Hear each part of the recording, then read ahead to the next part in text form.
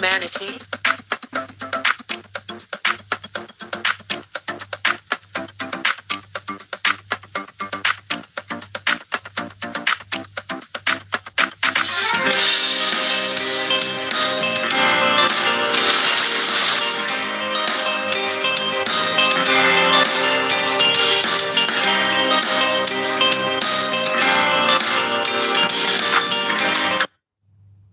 Greetings, everyone. This is me again, Zahra here. Not feeling well, quite restless. Don't know what's wrong with me. I'm supposed to rest, but I can't rest. And some tarot reading.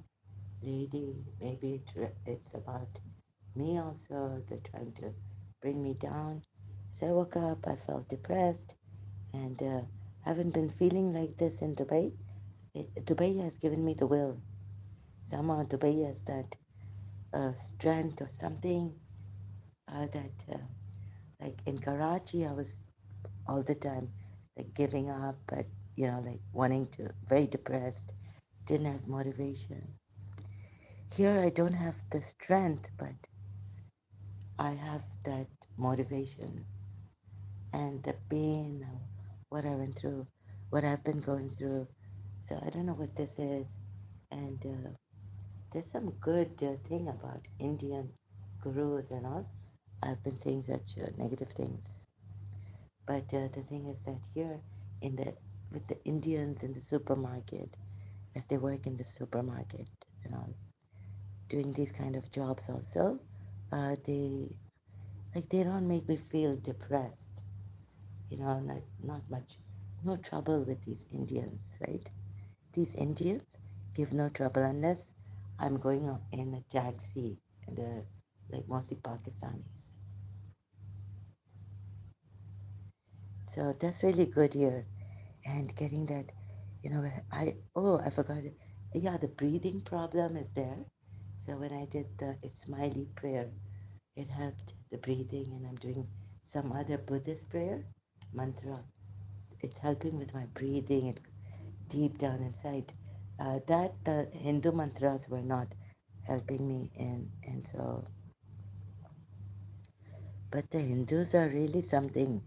Uh, with them, I don't feel depressed, and I, there's at least there's this will to fight back, you know, alone.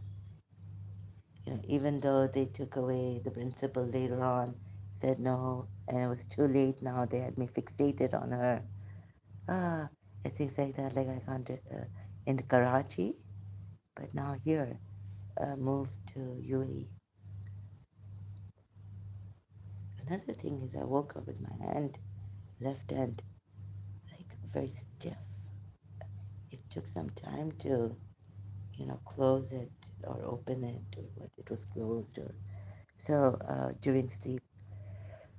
I think they're attacking me, it's, and it's not the Indians. It's my own people, like the my former religion, or something, attacking me. Oh God, I feel depressed. Okay, and things have.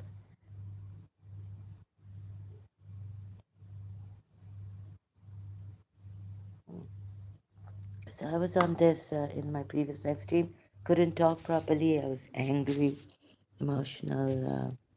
Yeah, and it's not what these rogues, Muslim rogues, keep coming and blaming me for. It's just that my condition, and of course, I don't. I have a heart, for the people, even, and maybe you don't at all, so that you don't become emotional, but you're cold-hearted. Oh, sorry, hard-hearted, cold-blooded, um, very cold-blooded, very hard-hearted people, Muslims. Yeah, so I was thinking of this. Let's see if I'm able to say this properly. Why should the UAE be blamed for being friends or having an Abrahamic accord? They say in Islam, there's another ayat. I don't know, like invite to Islam, but like, aren't you supposed to? So, why should let me put it this way. Why should UAE be blamed for being friends, making friends, or starting friendship, right, with the Jews of Israel also and Israel? If Israel betrays UAE, it's not UAE's fault, right? They tried their best. Peaceful means, first and foremost, we were told not to look at the Quran ayats, but we were not told this, but that first and foremost, like without giving attention to the Quran ayats, peace with your enemies, right? Make peace. So, and that was also to, try UAE in this peaceful way to try and see if the Gazan Palestinians and also the West Bank Palestinians uh, can peacefully, both Jews and Muslim Palestinians come together and have maybe a separate state, like two state. So, and please look at the Abrahamic Accord, what it contains, before talking against the UAE. That if the people have died here now due to the attacks, right, Iranian lady, have you read the Abrahamic Accord that the Israel and UAE have? It's Islam. It's one religion. It's like the Christians say we're from Abrahamic religion, right? So what is it that are you blaming? Let's see. Oh God, I can't. Sorry, I can't go through the transcript. I'm very restless right now.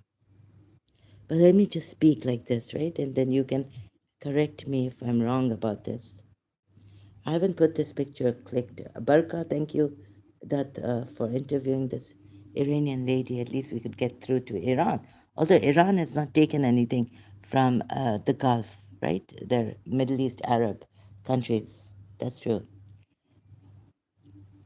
But look at this also, right? You're blaming the UAE for what?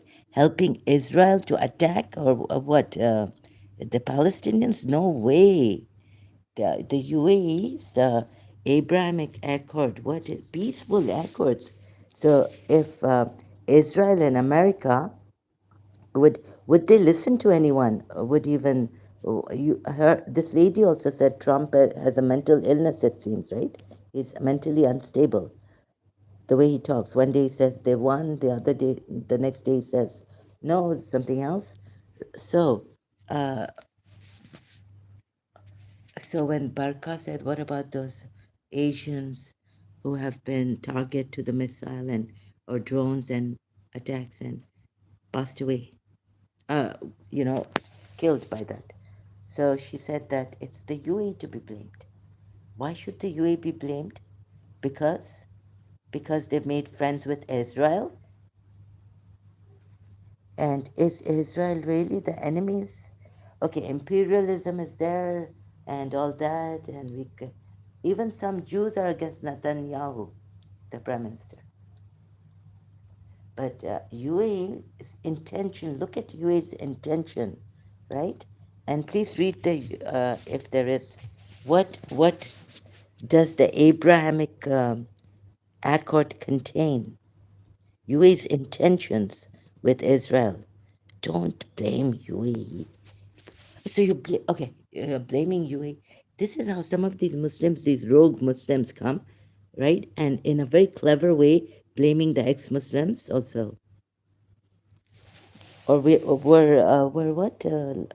Some time ago they used to say, even against the Shias, right? The Sunnis used to say that Ibn Saba were Jews. Jews made this Shia Islam. It's really laughable. And UAE with Israel. Now, come on, you cannot blame the UAE. Come on, how many people can you fool with your narrative, with your false narrative, accusing the UAE for making friends with Israel to get Palestinians killed? Are you joking, lady? What are you saying? Yeah, these were peaceful means to show that we can be friends with Abrahamic. I think the whoever wanted to attack Iran right? And if you say Israel, Israel, I don't think the Jews are with this government of Israel then. And maybe the Nazis have come in, I don't know what it is, right?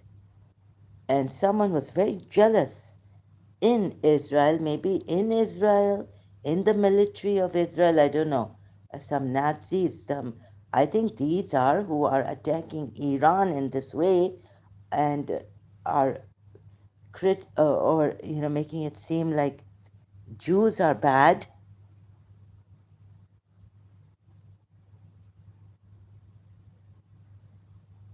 Yeah, are what? They are enemies of Jews. Them, like common people, citizens, Jews of Israel. They're enemies. Maybe these Nazis have gotten into. I don't know. I'm just guessing. But you're punishing. Iran is punishing. If you're saying it's UA's fault that those Asians who got killed recently here, how many of them, right? Not the Americans. Asians got killed. You're saying it's UAE's fault, lady, Iranian lady, for the in the government of Iran. Huh? Abraham Abraham Accords are a set of agreements that established diplomatic normalization between Israel and several Arab states, beginning with the United Arab Emirates and Bahrain, announced in August September, signed in Washington D.C. Uh, why was it signed in? Okay, and were mediated by the United States. Okay, because and under the President Donald Trump. So if now the imperialists are they're betraying this with normalization, peace. What's wrong with peace? Does Iran know how to make peace with people, with the other countries, or no? Uh, Iran was first Zoroastrian, before that Magi's, right? So the thing is that I think some of the Zoroastrians also, when Iran became Shia, yeah, Iran, it massacred Sunni when, Sunnis, when they get the power, they massacre Shias.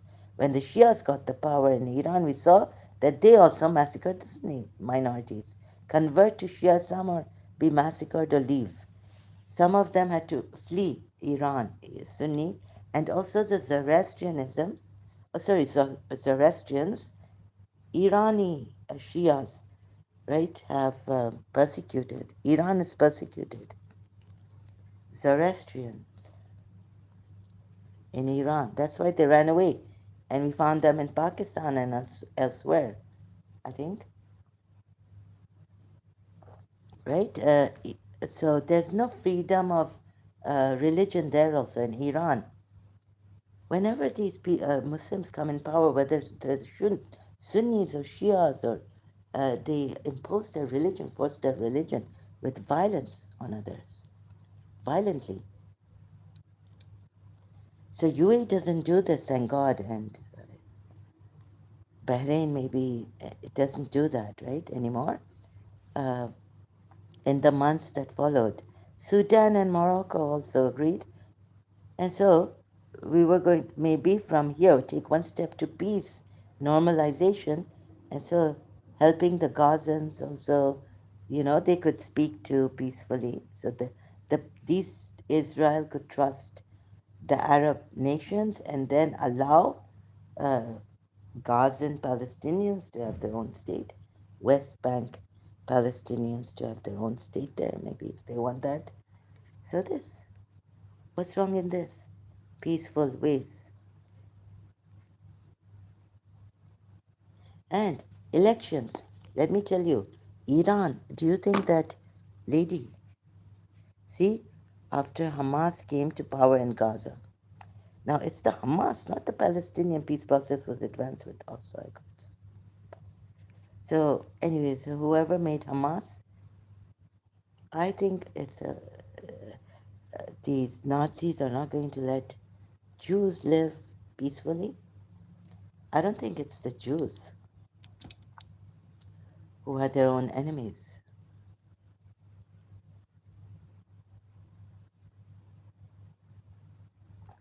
You see how Iran is pounding Israel. They're killing the Jews, the innocent people, innocent civilians. So what was I saying now? What was I on? Okay, now, lady, Iranian lady, you spoke very well. Okay, there is imperialism, no doubt about it. We're not allowed to talk here. My country will be in. So they're paying a lot, right, to be for the defense. They don't need this much. But loot रहे हैं America. मुझे पता है. We're not allowed to talk like that. They could deport. I am actually a local, but I don't stand for the. I mean, I'm not with the government. I'm not licensed.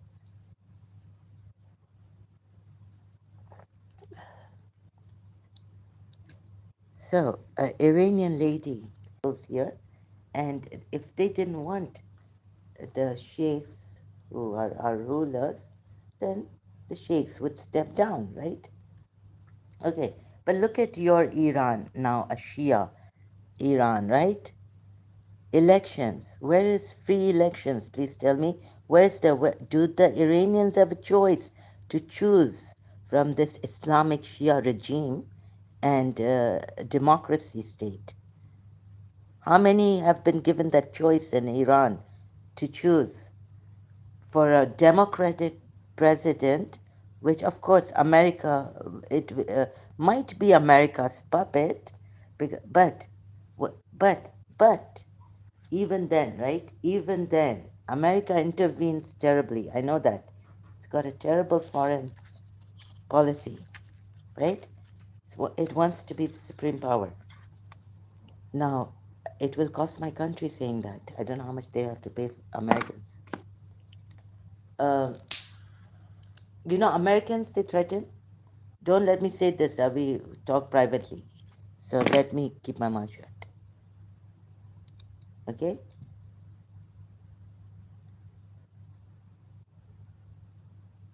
You know how much the UAE has to.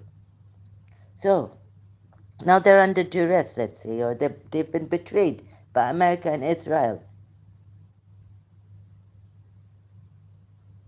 Okay. And the thing is, in your elections, is there any freedom to choose? Like for a democratic state or an Islamic Republic state? Iranian lady. So this, think about it. I'm just putting forth my, whatever I think, my opinions here and views. No, they don't have that choice. Although they have elections, that's just superficially shown that they can have elections. Can Zoroastrians choose to live there freely without being persecuted? No. In Iran, I heard no. I've heard. Tell me differently. Prove me wrong. Right? Any Irani, like Shia Irani, you're still with the regime, please come and let me know. And please don't be a rogue here. You have hurt me through and through. You've wrecked my, God knows what you're doing, you know. Don't even care for the people who are unwell. Don't even care for the Asian citizens here in the UAE, blaming the UAE. For what are you blaming? Look at UAE's intentions for normalizing uh, and this Abrahamic Accord. It's a peace thing. Dubai police has.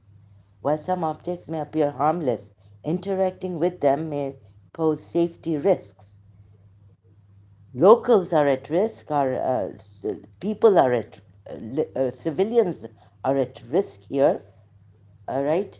Well, so I'm just reading, look, okay, from Dubai Police, 3:58 p.m. I received an SMS.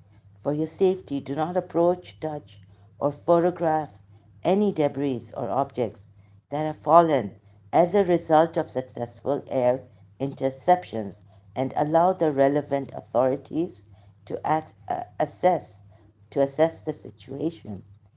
While some objects may appear harmless, interacting with them may pose safety risks. Your security is our happiness. R is with the, oh yeah, it's with the capital O in the SMS from Dubai Police. Your security is our happiness, right? So let me show you. I'm not making this up, right? I just received this SMS. Oh, goodness. Oh, oh, how will I show you? Yeah, I can. Oh, yeah, the camera again. I forgot.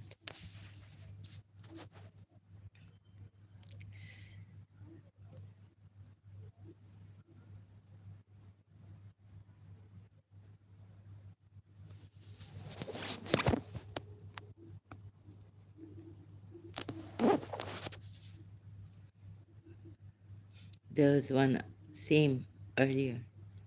See? Here.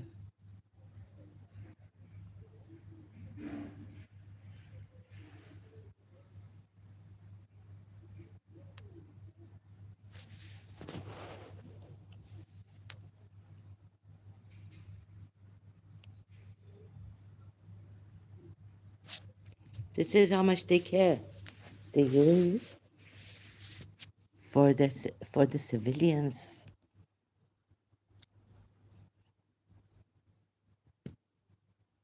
My goodness. Iran. So, 600 years ago, or Iran has been an old empire country, right? Nation. And it has been Zoroastrian. It has been before that Magi's were there. And so they were persecuted by these Islam, Islamists, your Shias also, right?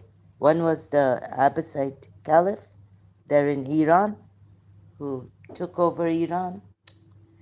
Oof, this Harun Rashid and Mamun Rashid, Imam Raza's enemy.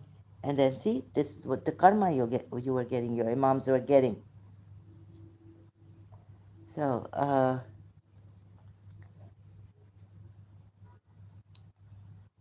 but of course, they were in Iran. They were in. I'm sorry. They were in Medina, and Abbasid Caliph called Imam Raza to Iran. But then look what your Safavid in Safavid period, what your Shia ruler did, and what you're doing, persecuting Baha'is there, right? Oh, and you have this terrible kind of madness in you, Iranians, Shias, that everyone who is not a Shia is a spy against us. This is what this religion has caused. All these suspicions. Jews are our enemies, Christians are our enemies, disbelievers are our enemies, Baha'is are our enemies. Whoever turns away from this Islam finds Imam also is our enemy. Baha'i, Bab was a Shia who went because when he found out that it's so important to find the Imam of the time, he went out and he found the Imam of the time or something, or the Bab before, who the founder of Baha'i, but who was he? Who found the Imam or something, and then it all changed like. So, but the 12 Shias were still stuck on their, religious orthodox, what do you call that? Scholarliness. So,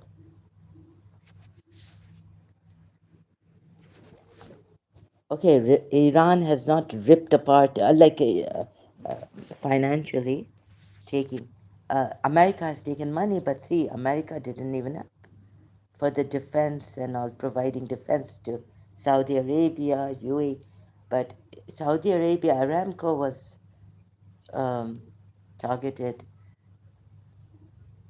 and America didn't help Saudi Arabia, Aramco. Okay, so but like, why is UAE paying for this? Huh? Or Saudi Arabia? Do you think Trump would have listened, Mr. A billionaire UAE from UAE has written an open letter to Trump Why are we dragged into this war when we are not involved and we didn't know this? We, no, not knowing this, but they didn't agree to this attack on Iran. Now, if Iran is attacked, it doesn't mean the UAE also has to bear the brunt of this, right? And how much of free elections are there really? What choice do they have, the Iranians? Can they choose between an Islamic regime, Shia regime, or and free, like like something like what do? Okay, forget the imperialistic fake democratic system, right? What about this system of Cyrus the Great? Hmm?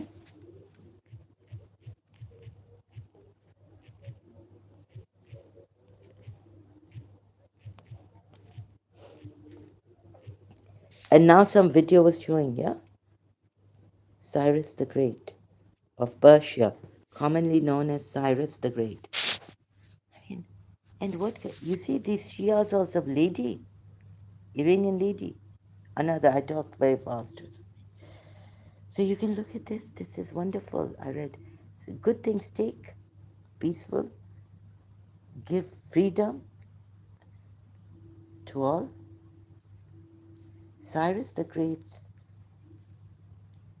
policies is exalted in. See, giving Judaism for its role in freeing the Jewish people from the Babylonian captivity by issuing the edict of restoration following the Persian conquest of Babylon. Look at what he did. For all, Solomon's stamp. He helped, for God's sakes. Very good policies of peace, and everyone gets dignity, everyone gets freedom to, I think, in this, under Cyrus the Great, to practice their religion, freedom of religion. Also for truth seekers. So have this in Iran, right?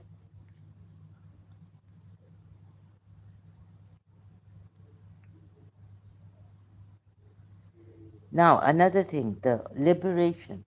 What about the Barkat that asked, right? This Iranian lady, I keep forgetting her name, sorry. I've forgotten her name. So this only once I watched this. Mojo Story on Mojo Story channel. Barkat Dutt asked the Iranian lady something, what was it now? And so that the Iranian people want their liberation. What about those Iranian people? How many of them have been attacked or killed or what, right? So she's saying liberation, she's equating it's from the Epstein files. So, Shias, when they hear against their regime or something, they have a one-track mind. The mind becomes, or something, I don't know what it is, that she's equating liberation, right, with the Epstein files. As if all those are from the, you can see they're from the Epstein files who want liberation in Iran. Iranian people, like their name's common, people who want liberation in Iran, they've come from the Epstein files. They're in the Epstein files. Can you beat that? Oh my goodness. Ouch.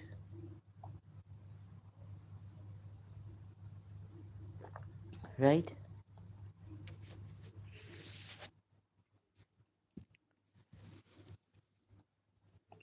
Oh my God. What's this? What am I doing? I just want to check something. Rest. I think I'm going to die soon. I think they want to take me down or something. Right? Is it on or off this? Just a minute. Socket. Electric.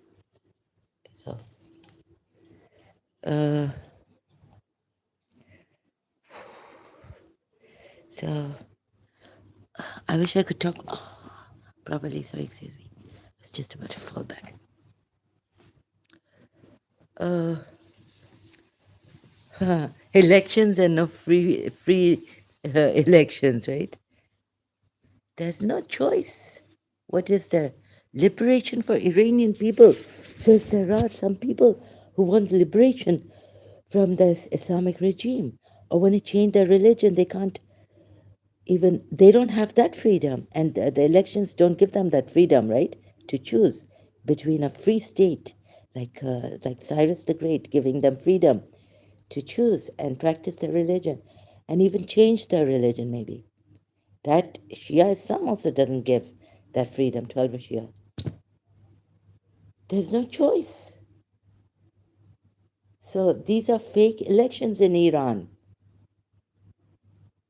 Iranian lady standing for the government.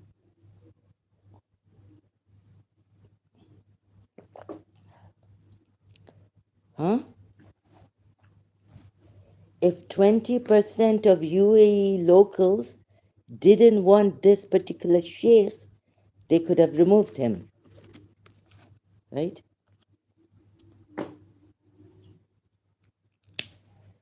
See what Baba Zayed there said to New York Times in Wikipedia we can find.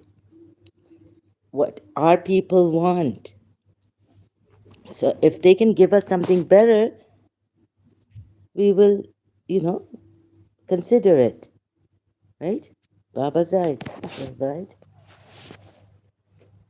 the president who was the president of UAE, the founder of UAE, Sheikh Zayed. So, oh, I'm supposed to put the AC on. It's getting hot now.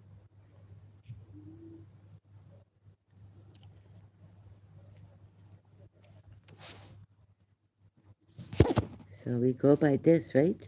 What Baba Zaid said, the father of UAE, the founder of UAE. Look at this. So please don't give your narrative on UAE. What has UAE done? By normalizing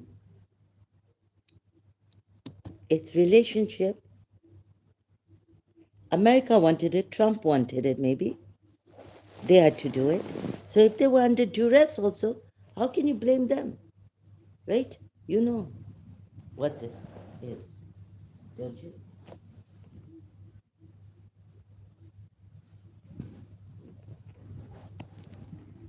Iran, you're uh, blaming the Arab countries, but you're also, you're not understanding our position. The UAE's position, right? Allah, try to understand Allah. Sorry, I say Allah, still not that policies, attitudes. Sheikh Zayed was determined. Excuse me. Where's that New York Times? See how much Baba Zayed had to donate to the British politician Christopher Mayhew to establish an Arab Friendship Foundation. How much they had to? I know the Iranians government and all this, they don't take these kind of things. They haven't taken from, oh, but you have taken the UAE islands, right? Here it is. Excuse me. Oh God, sorry, I had to clear that. If it's stuck inside, then I get a, again, I don't want to get a infection or a sore throat.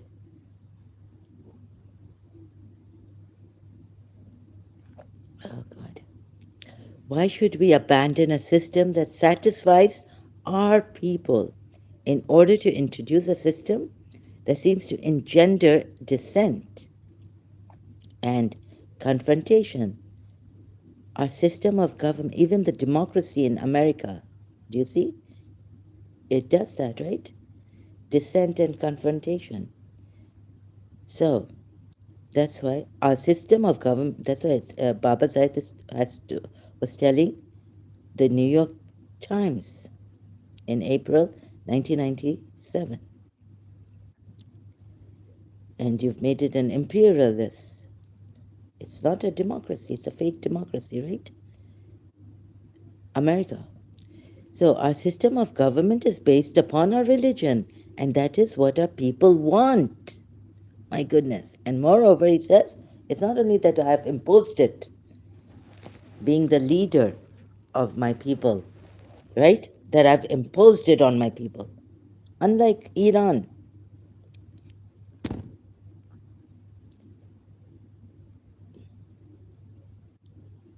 And this is what our people want. Which Iranian government has said this? Don't put the blame on, okay, you're putting the blame on UAE, you know, but how ungrateful some people are and how ignorant some people are, right? Our system of government is based upon our religion, and that is what our people want. Should they seek alternatives, we are ready to listen to them. Your election holding government is not listening to your people who want, how many of them in Iran want to leave Islam and don't want this Islamic regime imposed on them. Iran. And you have the gall to stand there and say UAE is to be blamed for those 6, 10 Asians who have been killed because they did what? Because they helped Israel attack Gaza? Are you out? What are you saying? No, they didn't. UAE didn't. Ah, it's without UAE's even, that we knowledge. It's out of UAE's knowledge. What are you saying? Let me see. In the end. Okay, now I'm going to read the transcript out a little bit, yeah? Let's see the transcript here. So I'm on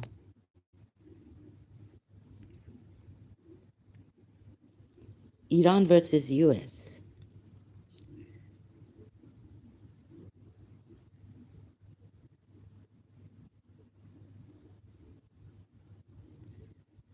Okay, this is what she, oh my God. What? Make sure that we come out of this war only when we have taught Zionists. So you see, it's not the Zionists that the UAE made friendship with, extended a friendship hand, normalized relationships. It's the Jews, Israel as Christians also, Israel as Muslims also, right? So wonderfully, lands for more than 70 years. Zionists. Ah, difficult for the Zionists settle because they are not indigenous to the land they have stolen, the Palestinian lands. They have been occupying those lands for more than 70 years now. Yeah? So why not help India, right? Also, to take where it's your interest, where the enemy is attacking, you're just talking about that. Why not help Pakistan go back to Kashmir, go back to India, Bharat, Hindus? Huh?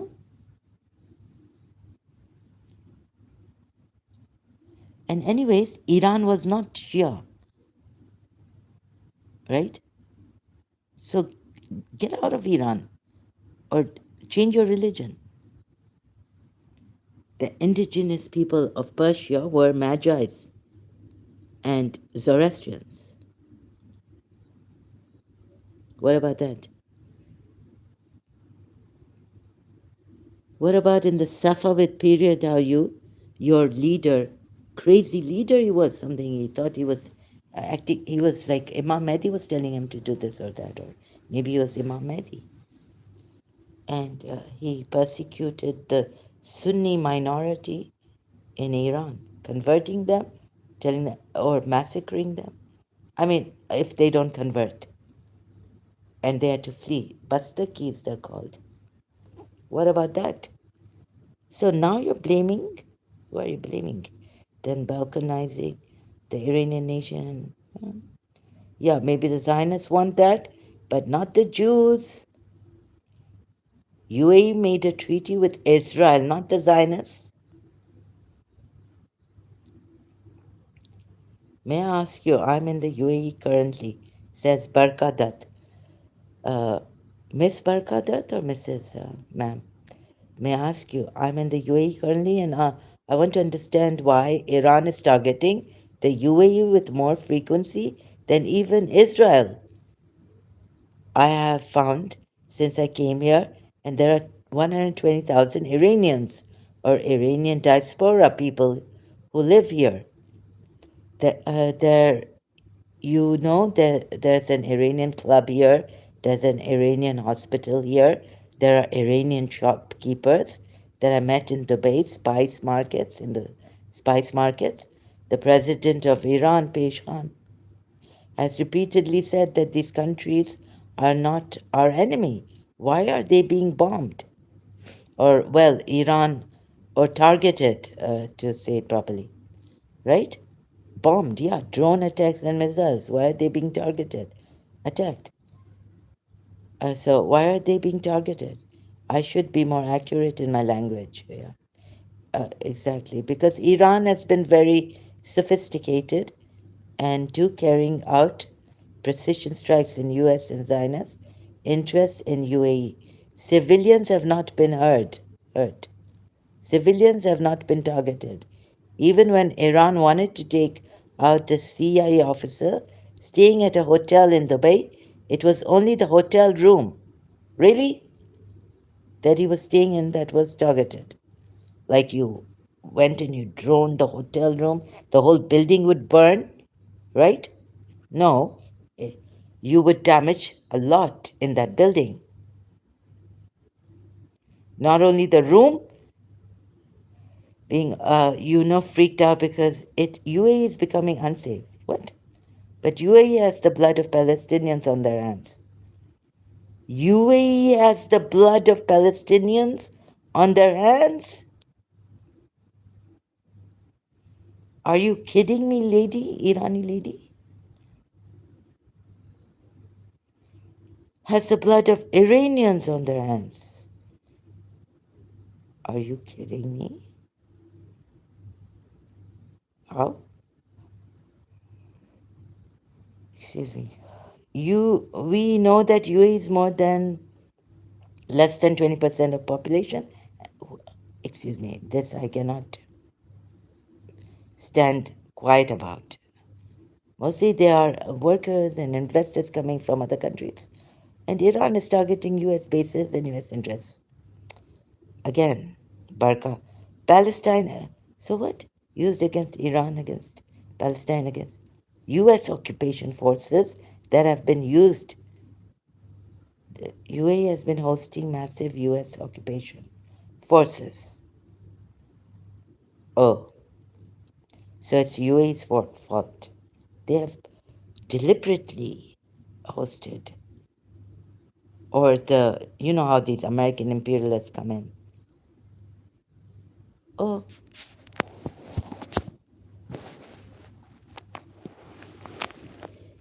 they want.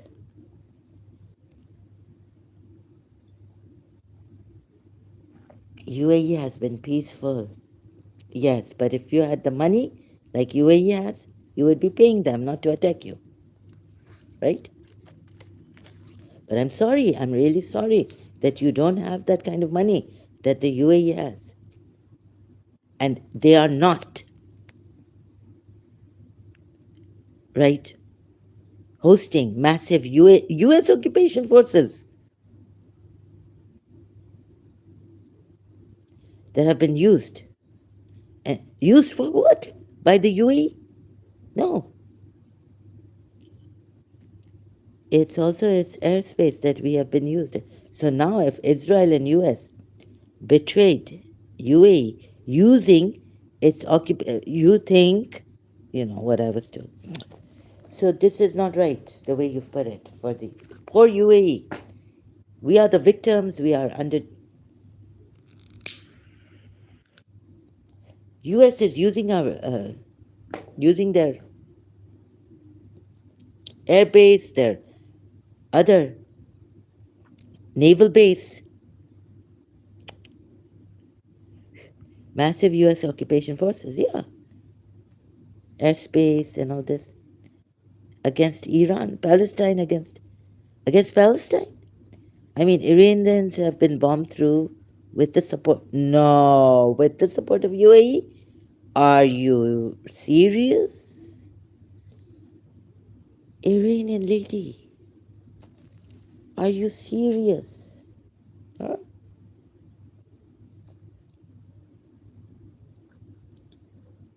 Are you serious?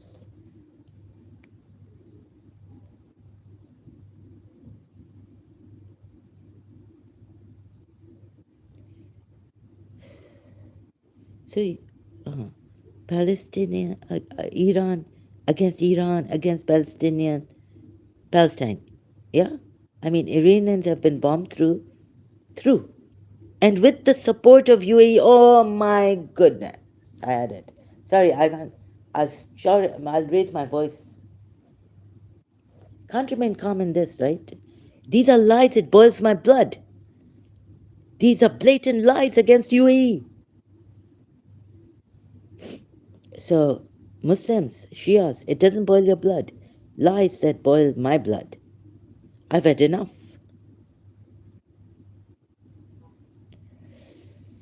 So, UAE based on, oh, goodness, international law become a, UAE based on international law. UAE has to uh, comply with the international law. And what is the international law?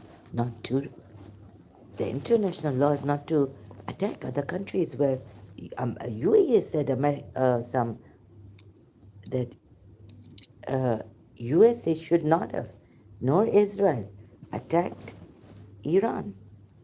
And UAE has said Iran is blatantly going against the international law of attacking the UAE civilian infrastructure also. So UAE, based on international law, becomes a legitimate target. Oh, what a way. Look how eloquent, how articulate these people are. I wish I had, not that the God of the Shias, Allah, Islam, should have given me this. No, no, I don't want this kind of rhetoric, or what do you call it?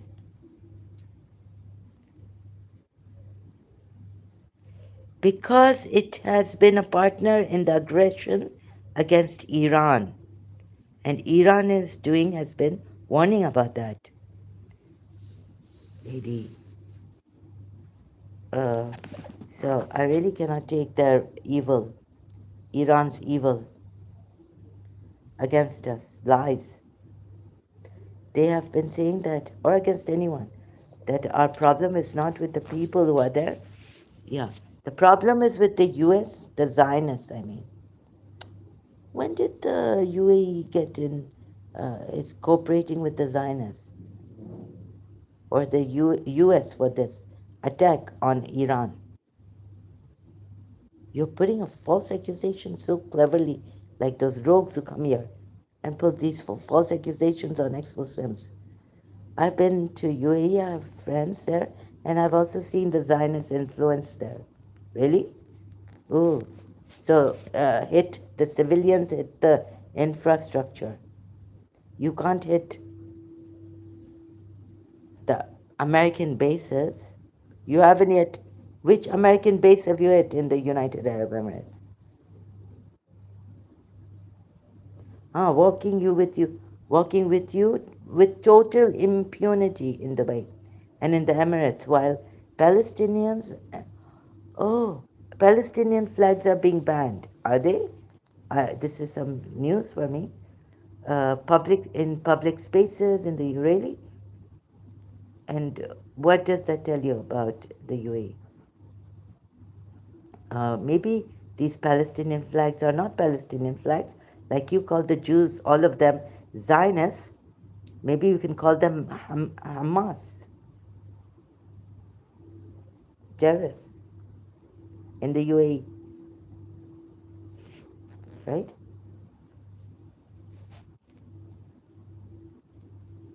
UAE was supposed to represent Muslim nation or the indigenous peoples, nations' interests, are they not? Being friends with the Israel does not mean that they have taken away the support for the Palestinian people, right? Peace, for means of living together now, tolerate each other, live together now. 70 years have passed. You want to bomb the whole of Israel and destroy Jews also. What have the Jews done to you? Not all of them are Zionists. So you are being a terrorist too, just like the Americans.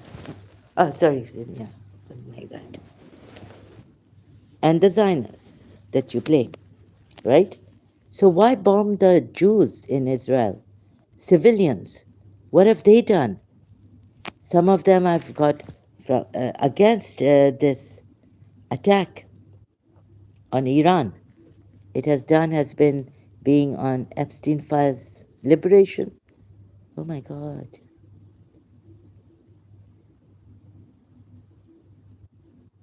All this, sorry, I can't, I'm really South Asia. For example, died in UAE, Barca now has. But before that, I will say that you know that the nature of war is that those who are not intended to be hurt do often get hurt. And so the 6 people who have, for example, died in the UAE, almost all of them, in my understanding, were workers. Workers, most of them from South Asia, right? But that said, my last question to you is this. There is a lot of debate around the Islamic regime. Personally, not a fan at all of America's regime change wars. I think each of them has failed, yeah? But there has been a lot of criticism of the Islamic regime, of the diaspora of Iran, has accused the regime, this is how the transcript is, so I can correct it, the regime of turning on its own people, unleashing violence on its own people. I'm not saying that the Americans have a right to go to war. I think that's for the people of Iran to decide who they want and who they don't want. But how do you address this criticism of the regime, especially when it comes to women? First of all, I think the civilian casualties in UAE is again, UAE is responsible because they became a party to the massacre. To the massacre. They became a party to the massacre. UAE is denying, you think UAE is lying and you are telling us the truth? Huh? What massacre? Of this are you? My goodness. शिया की शर्म नहीं आती इनको, इस ईरानी को. Not enough. So then I can't talk like civilized way. Lady, what are you saying? UAE has been responsible because it's party to the massacre. To what massacre? And you know, war you against Iran. Oh, the Iranians have been saying, help us, and you're equating liberation of theirs to Epstein files. Yani, meaning every Iranian, poor Iranian there in Iran is in the Epstein files. You'll find them because they want liberation. You know, your prophet should have been in the Epstein file, right? For marrying a consummating 9-year-old Aisha with 9-year-old, being a 50 years old man, and for allowing him muttas and what your right hands possess, even when he finds them beautiful, just don't marry them now, but have sex with what your right hands possess. Your Prophet Muhammad, Surah 33, Ayat 52, according to that ayat, should be in the Epstein files.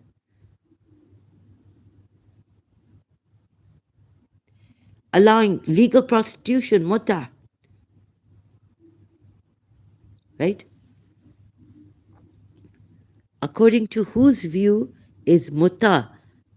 According to the non-Muslims, they see this mutta as legal prostitution, defining what is prostitution, properly defining what is prostitution, which you can't define. with your religion. And first of all, Surah Nur ayat 33 also, we have Allah saying compelled prostitution is not allowed. Of the fatayatakum, of these right hands, what your right hands possess. But then he's missed out on, he should have said, that means, and if they want to remain chaste. So that means that part of the ayat that, so he's kept quiet, right, about no prostitution. Prostitution is not allowed. This is what your religious scholars have been saying, or even Imam's narrations have been saying, or you find Prophet Muhammad's hadith also. But the Quran ayat, Allah doesn't say that prostitution is haram in Islam.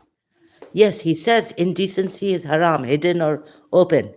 That's in Surah 7, ayat 33. And yet, look, he's allowed mutta now. Now, would you say mutta is not indecent? Mutta is decent? Pleasure. When you're away from your wife, when your wife can't perform, when she's pregnant, right? You could have mutta with another temporary marriage. And this is what is mutta. The Imams have explained what is mutta. Shia Imams, and it's the pleasure.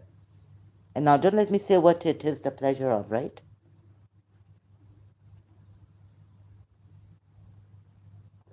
So now you would tell me, go to Surah 7, ayat 33. Look. Um, indecency. How can you say that due to this ayat, due to Allah being silent about prostitution not being allowed, that prostitution is allowed of fatayatakum, girls from what your right hands possess. So they would be made girls or slave girls, right? But look at this. Always, you're just taking the thing from Allah and you would blame me, right?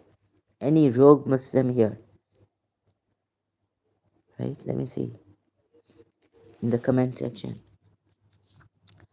So look at this, but also look at other people's, other cultures, different religions, views. So look at what prostitution is. And how they formed this, right? That mutta, what is mutta? Temporary marriage. How they came to this conclusion. Mutta is legal prostitution. Yet Allah says even indecency is not allowed. Julie Partial writes that mutta is legalized prostitution, right? Which has been sanctioned by the 12 Shia authorities because at one time it was allowed and then it got cancelled, right? By Prophet Muhammad himself for his Sahabas at war, during the time of war, right?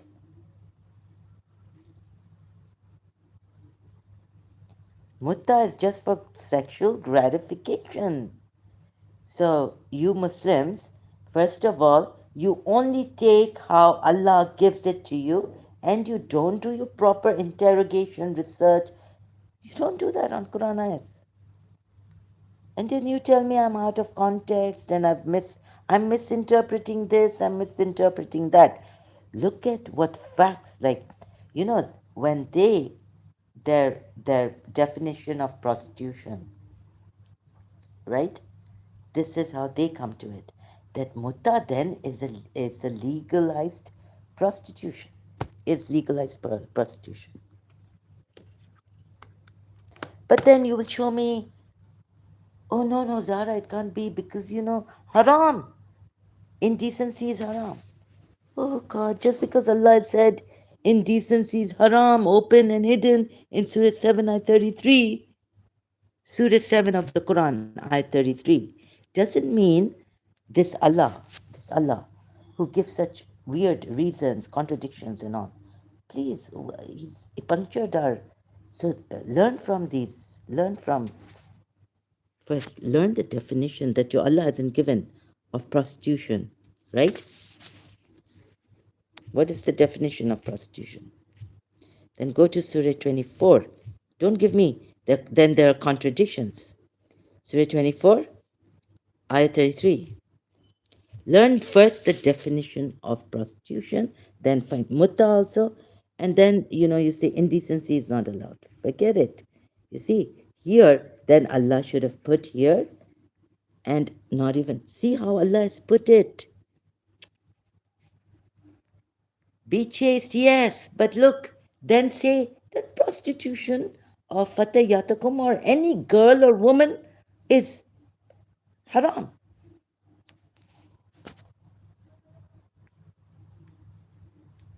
You want to keep your intellect punctured, logic, and messed up. Don't come here and impose your religion on us, right?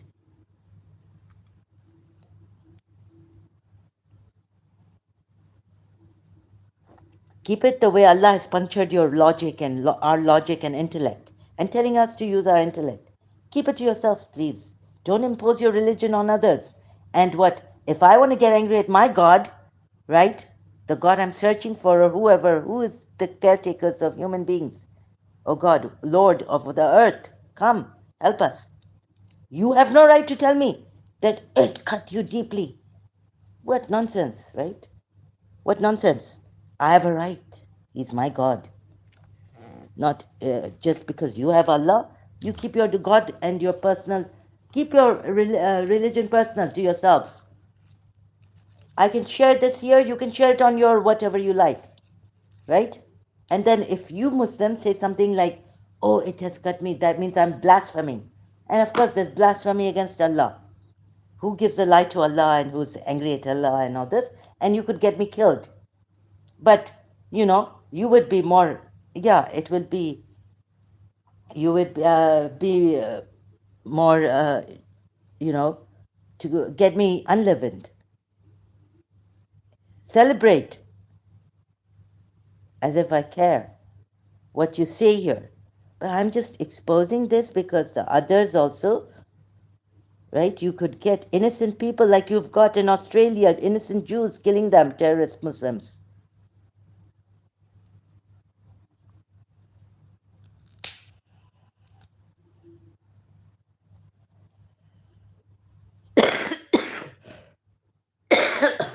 Right?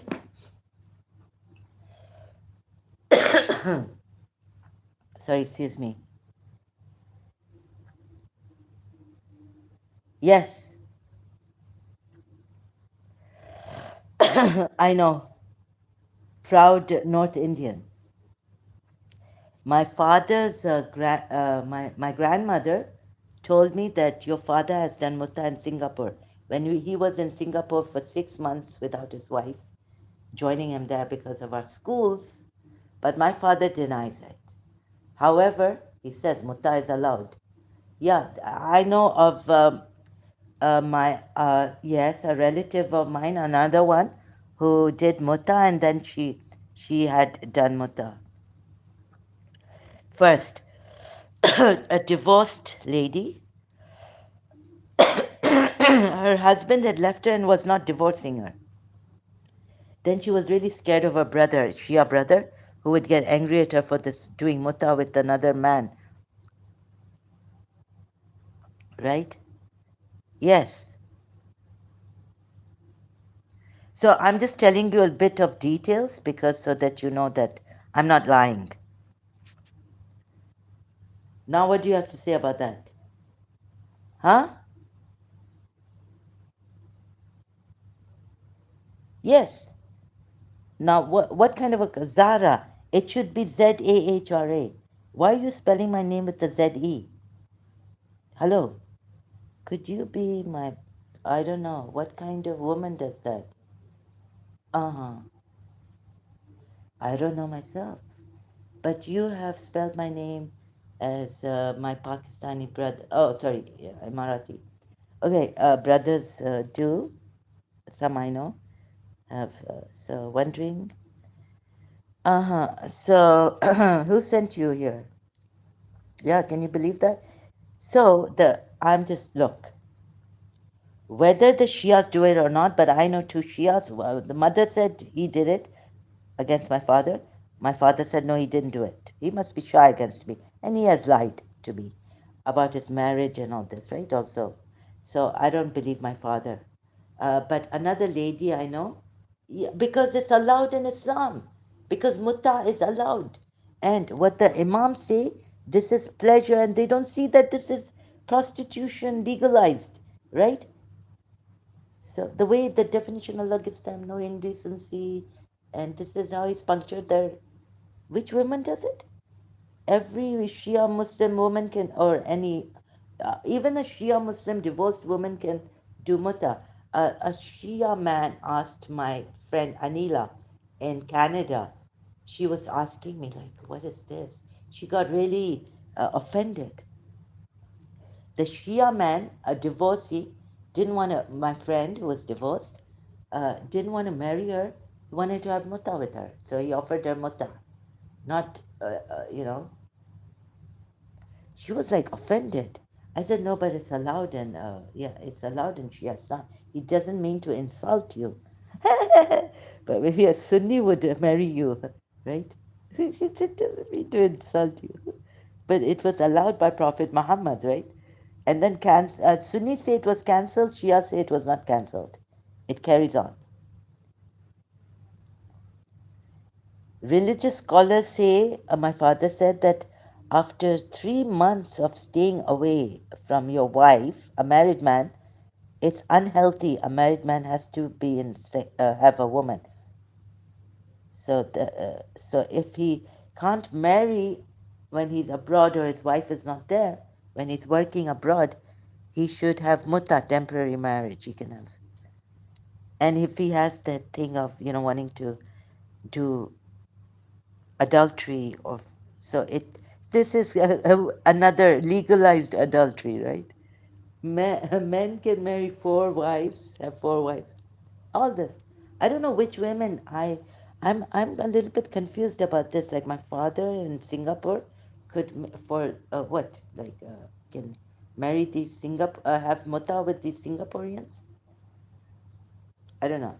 They need to be Muslims, right? They need to be converted. So you see mutta on mutta, see an article, right?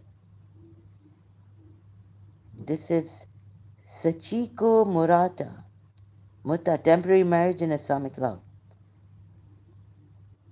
Maybe a Malaysian or Shia, or the 4 pillars of mutta. See, you can read this, right? What is mutta? How can a woman do mutta? Right? Which woman? Mutta was more commonly used. Temporary marriage, both the lifetime of Prophet Muhammad and afterwards. Shia Imams and other Muslim leaders also practice this. Both it's right. Now you see what Allama Ali, Sheikh Allama Ali, mutta is the same as temporary marriage. And rented women, mustajara. Mutta, mustajara, or rented women. Mutta is considered a kind of rental because, in general, a man's basic aim in this kind of marriage is the sexual enjoyment of a woman. Right? So take the English definition of prostitution. The Westerners, whatever they do, but religion allowing this, they're just telling you that your Allah has made. Okay, you would call them a free society and casual sex and this and that, but you're not seeing what your Allah has allowed you. And why are they objecting to this? They're just defining it. So if they sleep around, they'll say, well, we sleep around, right? They're true to themselves and others. They will tell us, right? They don't hide like Shias and Muslims hide. So we see less hypocrisy in them. In the Westerners,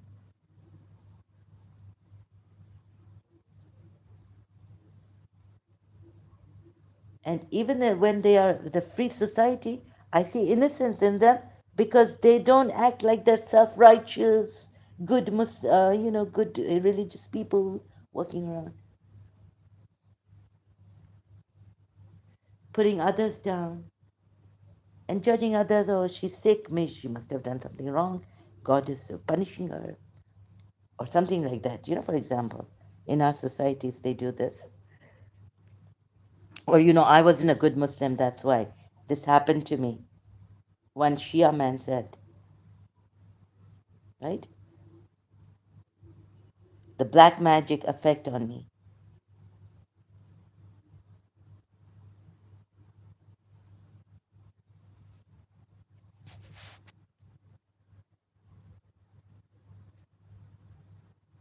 I wasn't a good Muslim.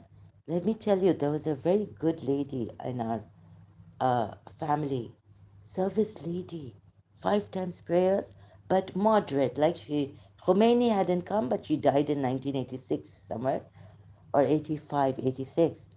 She, single, she loved someone, her sister got married, my grandaunt. Black magic. This Shia guy has said, because he was not religious, that's why the black magic may have gotten to him. So she had cancer, right? She has been a service lady. What sin could she have done? Moderate, what do you call that? Middle class, lower middle class. Left her brother's house now, served her brother's house for so many years. Went to her sister's house and got um, stomach cancer, and died of stomach cancer. Huh? Could people, the Shia people could say that, oh, she must have sinned something, done something. Her older sister got throat cancer. What did she do? What can a lower middle class lady, what sin can she do? Being service lady, being patient when she, you know, how come you don't believe in God but believe in magic? Because the energy is here, right? There could be good and bad energies, just energies. God knows who created this. Why should I believe in God, right? I believe in evil because I've experienced evil, but I don't believe in God because I haven't experienced the healing of God or the good works of God in me. When I experience that, I'll start believing in God, right?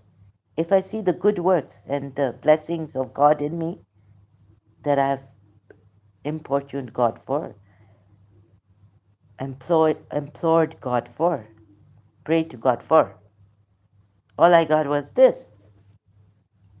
Hello, hello. Look, I don't know if the God, what kind of a God do you want me to believe? What kind of a God do you believe in? What kind of a God do you believe in? Proud North Indian. Huh?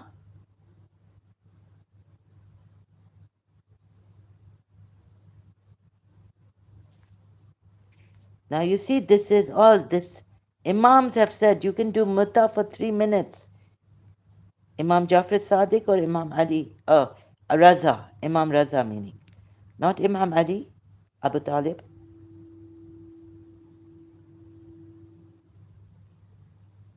Yeah, you can marry a slave girl with the permission of a master. Look, but now do you want to know what mutta is, or do you want to know what I believe in? The God who gave me life, my body, my conscience.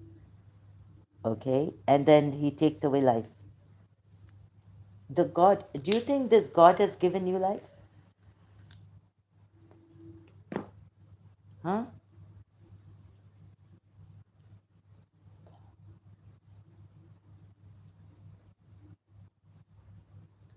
That's your God?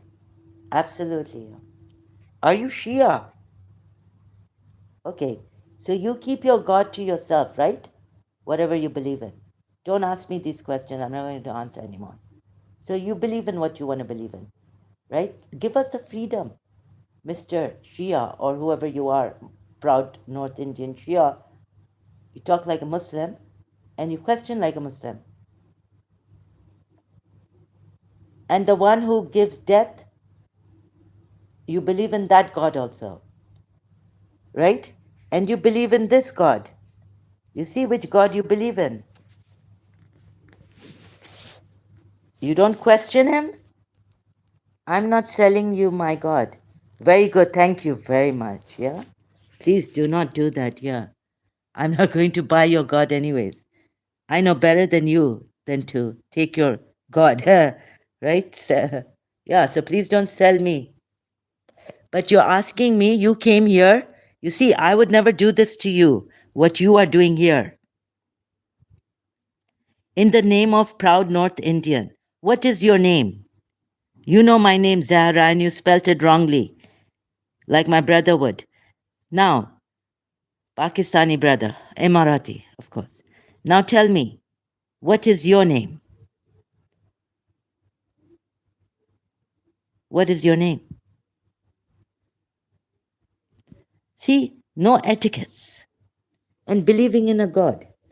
What kind of a. Look at you. Look at. I agree. Yeah, very good. You should. Thank you. Some people, some Muslims don't even agree to this. So, Surah Nisa, how can you believe in this God? Tell me.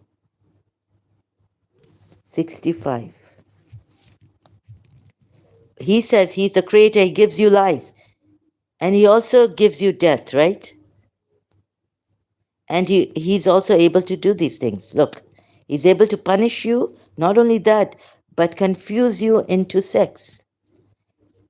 This is the creator, God, Allah. Read Ayatul Kursi, like the formidable, right?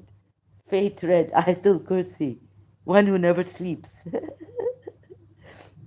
the one who is to be worshipped.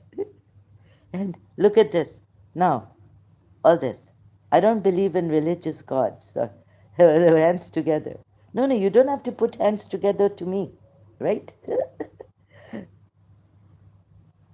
Because I'm not telling you to believe in. I'm just showing you if you're one of these, you're hidden Shia or hidden Sunni.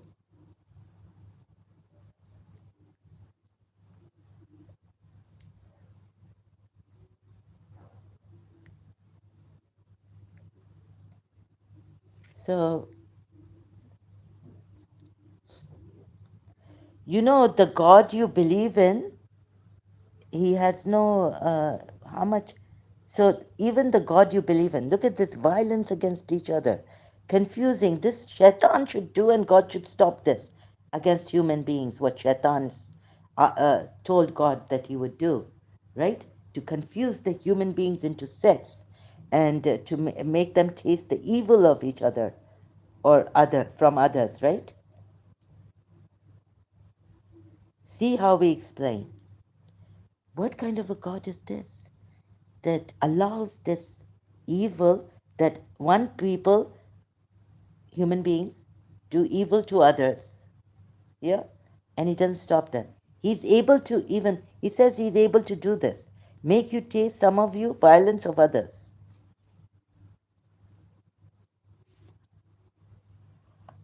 Right? So, how should we? I don't believe in religious gods. Okay. If you're telling me the truth and you're not a hidden Shia or a Muslim, Sunni, okay, then I would be really, if you're honest, love to have a nice conversation with you. North Indian, proud to be North Indian. So tell now, okay, get that clear, and can you, because you haven't given me your name. I don't know why you're hiding your name. It's okay. Maybe you're well known in India and you don't want me to know that. So I'll give you the benefit of the doubt, right? Maybe you have a well known channel also on YouTube, big channel. Okay. So the thing is, there are other. How do you? So you're defining God who gave you life, right? But also gives you death and body which is temporary, and a conscious also that you leave with death. It right? No, I didn't get that. Sorry. Where is it here? I told you my name. It's Tinku. Oh, okay. I didn't get the name here. I don't see previous going up, scrolling up. Did I miss it somewhere here? You said absolutely. I'm not telling you. My God, I agree. You didn't give me my name, your name. What am I saying? And they're also trying to. Oh God, my condition as I woke up this afternoon, evening, it's terrible. Also, Tinku, sorry, my condition. I'll be making mistakes because they're throwing at me devils and things to take me down. I think for good this time. So, brother, no, the conscious remains even after death. So you say yes. So we can see when we're alive. Yeah, I get that. So, uh, do you think this God has given the conscious? Or, but so much sufferance in this world. How can God allow this karma and also sufferance? Huh?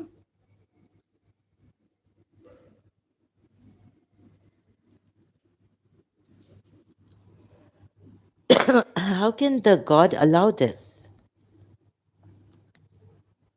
Testing people and not giving them from childhood, like so that no karma will be done. Why would God take away that mercy, that recognition of Him? Okay, so yes, suffering and joy is a part of life. Yeah, but isn't there a lot of suffering sometimes? Then joy? Isn't there a lot of diseases? Aren't there a lot of which don't even have a cure, like cancer? Now they're finding, but a long time ago, like there tuberculosis didn't have a cure. How many diseases don't have a cure? Mental illness like schizophrenia doesn't have a cure by the medical psychiatrists, right?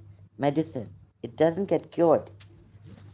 You can manage it, control it, but to a certain extent. What about the mental illnesses and people suffering like hell? I don't think you have suffered like hell. Have you? The day you suffer like hell, that day you won't be asking me this question.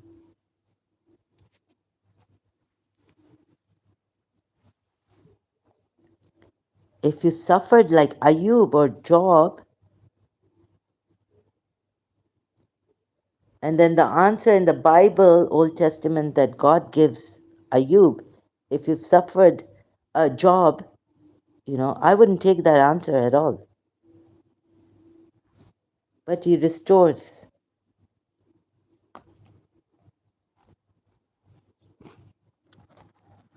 Huh? What if God has the power? Suffering or joy depends upon how much conscious you achieve in this life, how much you value life, what you want to seek. So you're saying those who God makes suffer or are suffering, they have brought the suffering to themselves. Children also with cancer and all this? No, I disagree with you. Coming soon, 45. Welcome here. Thank you for being here. Thank you for the hearts. You're blaming the human beings who are powerless at times. So sometimes God doesn't enlighten people.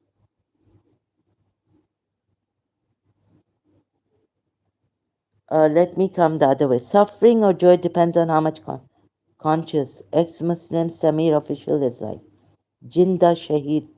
Zinda at Jinda means Zinda in our Urdu. Jinda Shaheed, thank you. Ex-Muslim Shaheed official is live. What can we do? Sorry, can't be there. I'm live here. So sorry. If you want to go there, be there. Go there. Apex S test maybe observe the unity between us all. Selling and buying are part of the economy and cannot be skated around when communicating, even asking for help. What do you mean by this? I don't know what you're saying. Apex test. Yes, karma from the past life also affects your present life. I've done this karma thing and it doesn't make sense to me,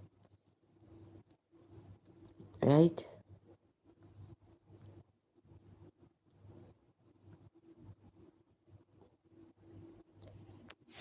Uh, no, it doesn't make sense. Some of you gurus being enlightened,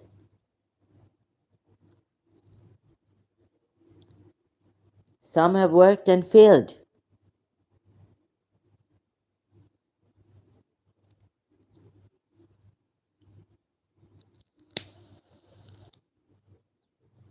So, wait a minute. I'm not settled enough in myself today. Kind of restless. Karma is like an inter-life credit card. You see, your karma can be. Sri Ravi Shankarji said, forget it. Don't worry, dear ones. Go and work. I mean, go and live your life. Be joyful. Guru is taking away everything. He's saying, don't worry about anything. Give all your worries to me. What about that? Huh? Sri Ravi Shankarji said that. Karma and dharma are but interesting, even when things go left. I like things which go right. I fail at things constantly.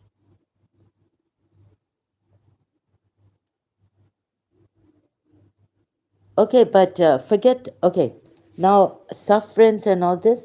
One who gave you life. Have you met the one who gave you life and consciousness and all this? Do you have evidence for it? Example, you smoking so much is a karma which will have repercussions at some time. Yeah, thank you for putting it, here against. So everyone, even the Muslims can come and make fun of me here. You're very forward, I must say. Bold,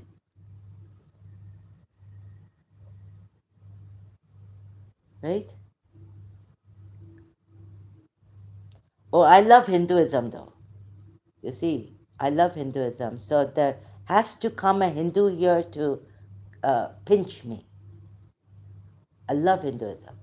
Don't worry about that. Maybe you got it wrong. You see, you believe in me, Radha Rani, things will be okay. Do you love Radha Rani? Do you know what love is? Forget all this karma and all. Come on, no. No, what? No, no, you see, मुस्लिम जल जाते हैं, आग लग जाती है उनको. हिंदुओं को तारीफ करो ना हिंदू की. So, मुसलमानों को आग लग जाती है. Okay, look, I believe that whatever you've done in your previous lives, right? Radha Rani can fix it. Nothing my love can't fix for you. Really, I'm telling you, I'm serious about this. What are you laughing? What are you laughing about? You know our Sufis and all, they used to चरसी मवाली उनको क्या कहते थे?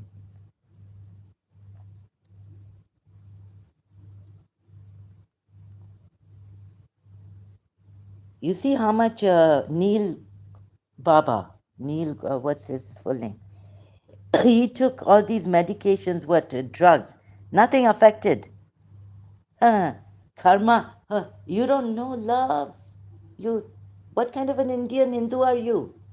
Oh, you believe in consciousness, not love. Sorry to. Oh, see that.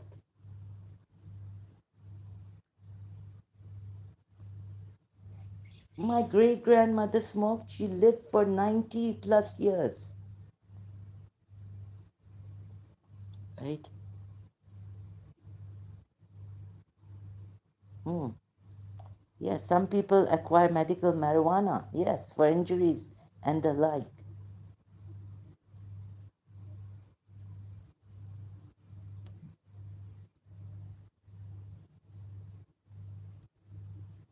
Okay, you don't love God? Love is nuanced, but I'm not bold in love. Many people are, says FX Estate. Yeah, I don't know where you're going. Yeah.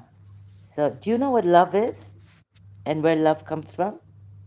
In you. Where is love coming from? You said your life comes from God. but you're not answering my question, Northern Indian. Proud. You're not answering the question. Proud. You're not answering the question. That's why I'm kind of a little bit worried about you, whether you're Shia, hidden, or what are you? Because you didn't spell my name also properly. Anyways, I'll go with you for a little while. Let's see how much I can take this.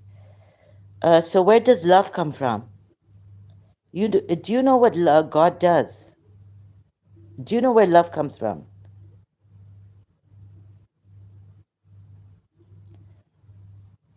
Huh?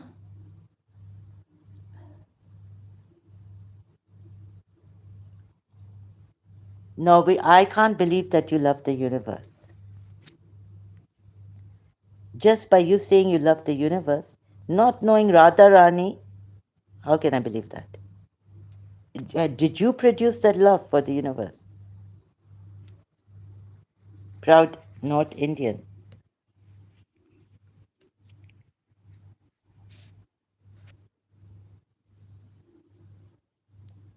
So here's an interesting one. FX Estest says love comes from nature and the nature of our existence.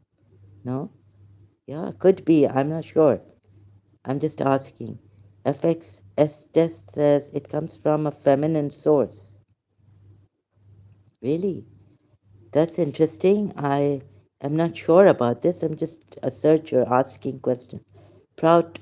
So this is what FX test says. Love comes from the nature. Can you give us like evidence that this love, how does it come from nature? Love comes from the limbic system and the reward circuit. I don't think this North Indian guy is really serious. He's just playing around. Key areas include ventral. I think you're more. You should go and be a doctor more, right? Than believe in God. The last time. So, what's your medical definition? What's your scientific definition of God? Can you give that, proud North Indian?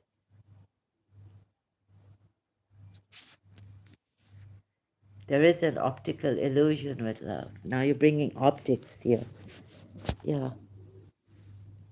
So, I don't understand this.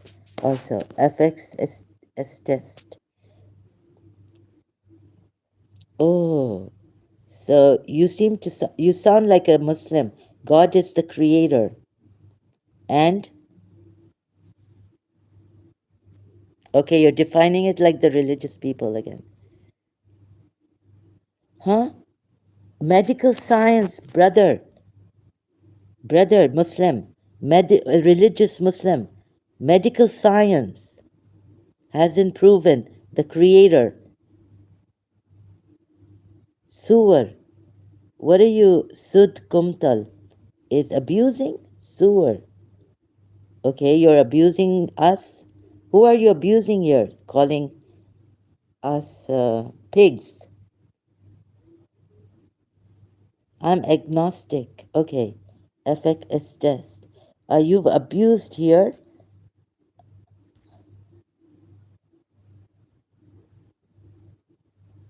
Should not be abused, so you're gone.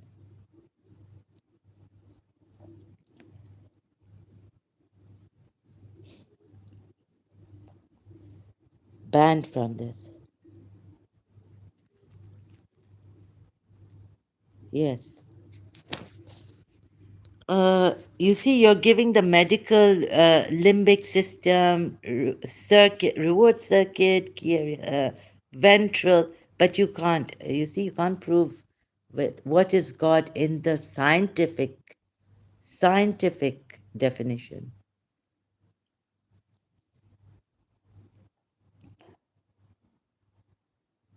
Creator? Has science found the creator? Evidence for the creator?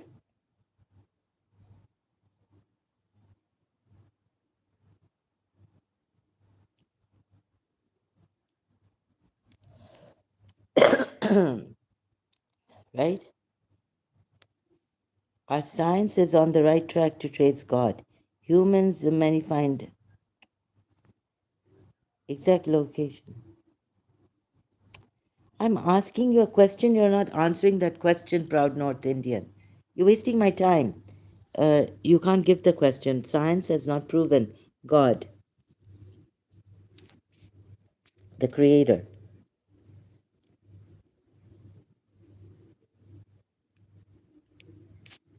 Oh, God.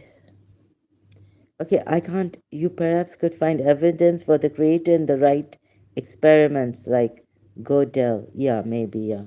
No, no, even in that right experiment, nor all experiments of science we've tried, but we haven't found any evidence of the creator, right? We haven't found any evidence of the creator. Science is not so developed till now. So why define love like this? See, stop being so over smart, right? Circuit and all that. So you define love through all this scientific way. Are you joking around?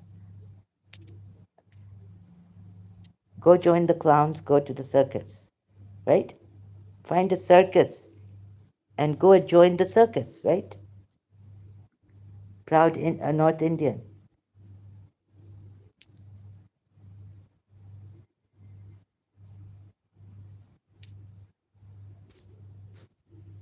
Get employed in a circus.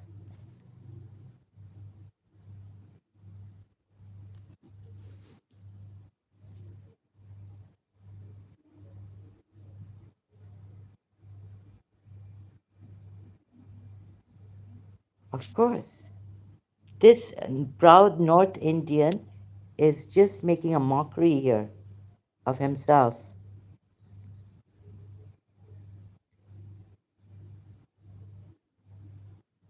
He's, I'll have to ban him. But don't give a bad name. I love Indians. I love Hinduism. I love Radharani. I love. So you see, he doesn't come to Radharani. He's evading. There are many types of love. Love for nature. Love. This is not. Please, for opposite sex, what kind of love are you talking about?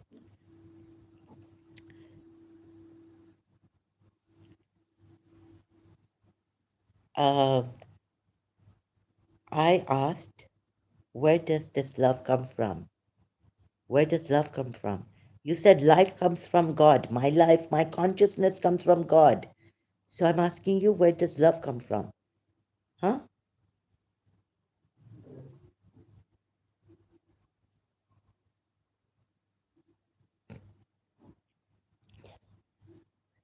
So the philosopher says, but he has to jump.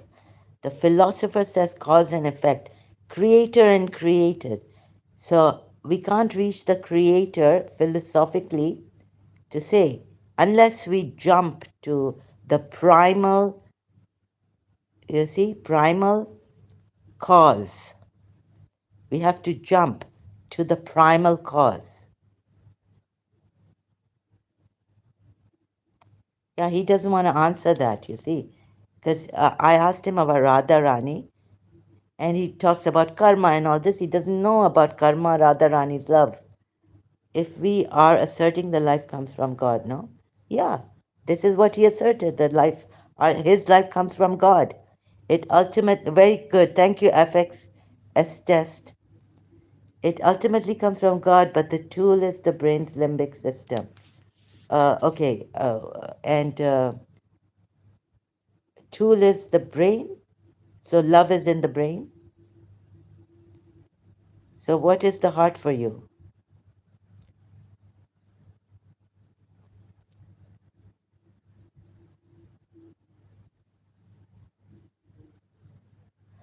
But does life, he's asserting that life comes from God,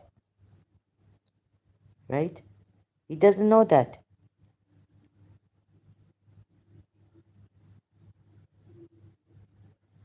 So divine love doesn't come from divinity, but it comes from the brain's limbic system. Huh? Oh, really? Heart is just a tool to pump blood. Right.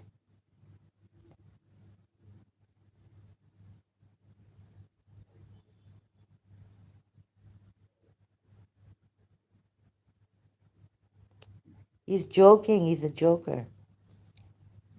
Uh, no, not right. That's what your superficial nonsense is. So you have to put it this way, it's superficial.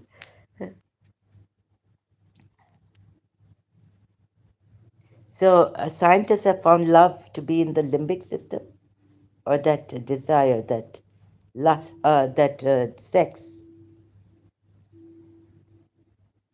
limbic. What do they call it? Really? Scientists have found that love for mother's love, all that in the limbic system. Let me see.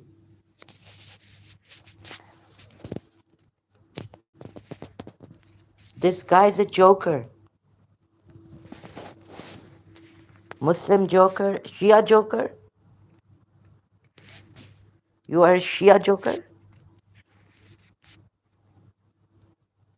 Hmm?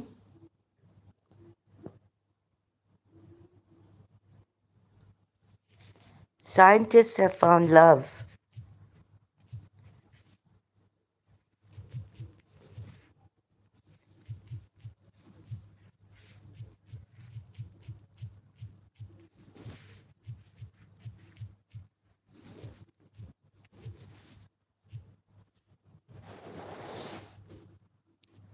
Professors, couples therapists study how love evolves and too often how it collapses. Okay, Harvard Medical School. So you're from Harvard Medical School? Yeah, let's see. He's from Harvard. Love is in the limbic system.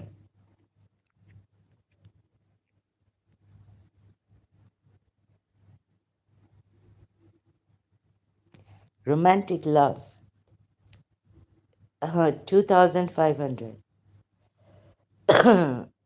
Romantically, love caused the participants' brains to become active and in regions rich with. This is about the romantic love. This is what I was saying. Pleasure, pain. This is not love, right? It's a romantic feeling. It cannot be love. See, this is where you people have got it wrong. I'm curious about love and propensity for love across different groups, says FXS test. If I inquire about that, sorry, that it will partition groups automatically.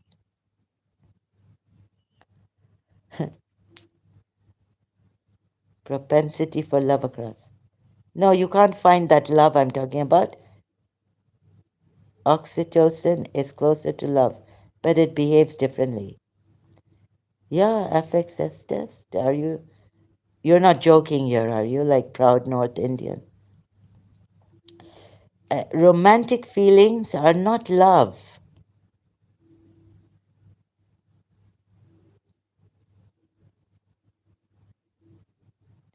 They're romantic. Sexual feelings are not love, they're romantic. What is that love I'm talking about? That love of Radharani. That love, divine love. The love that is not romantic that you have for, let's say, if you had for God, if you believe in God, your creator, that he would have for you and you would have for him.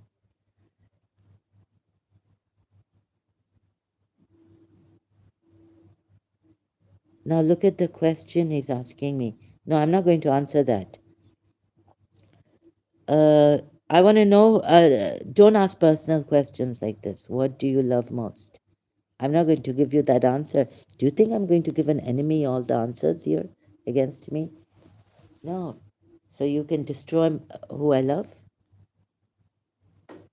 Who knows who you are?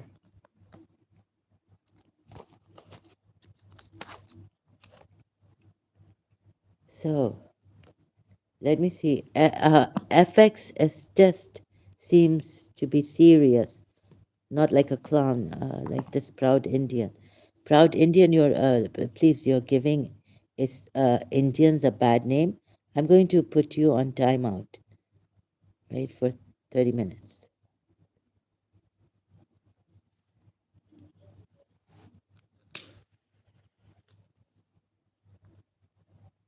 I know that you are here. I know who you are. Oh, I know why you were here. From the moment you said you put Zehra,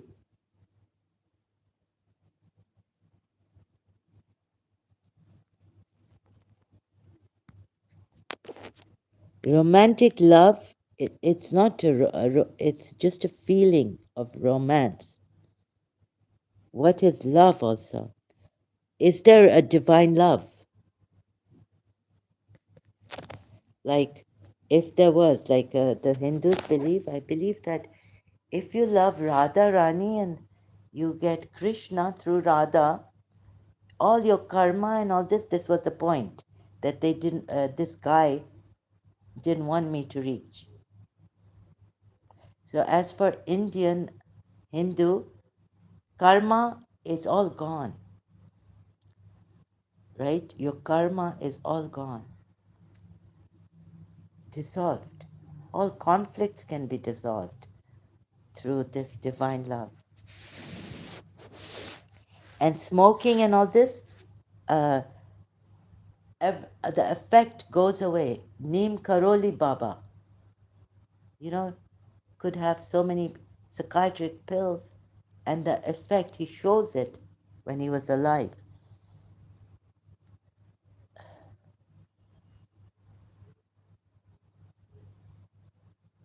I believe so. People romanticize water and the moon a lot. Yeah. So my point was that he was talking so much about God, the creator, and saying he's a Indian, Northern Indian, and all this. But I think he was this guy was someone I know, right? Shia. And Radha Rani, see, karma, he's bringing in karma and all this. Physics is interesting. So is AI. And if AI could ever feel love, yeah, you could, I don't know what kind of love could, don't know. But before going to AI and physics is interesting, yes. But what is your belief on love and all this? Does God love his creation? Or no, you're an agnostic. We don't know. I don't know how to put it.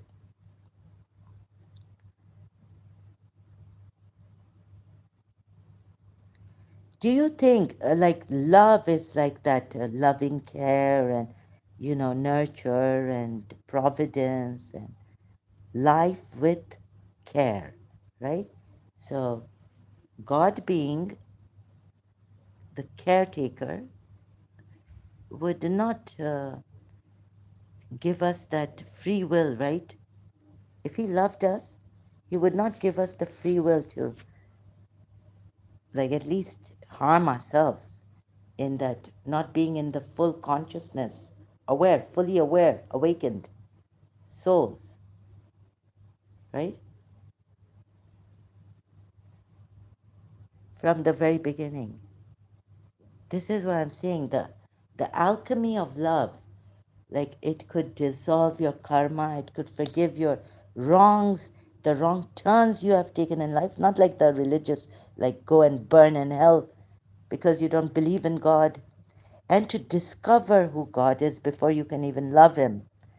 So maybe first discover love here rather than the creator and say that, my God, the God of love is better than the God of my creator. I believe God loves his creation. You believe so? Though it's us humans that make mistakes, yes? But we invoke God and challenge the devil in the same breath. We do? How do we do that? In our ignorance, right? Buddha has said, I don't know if Buddha, but I read a saying of Buddha, I don't know if he's really said this, that evil is ignorance. I believe in God. Oh, you've said you're an agnostic. So you believe in God.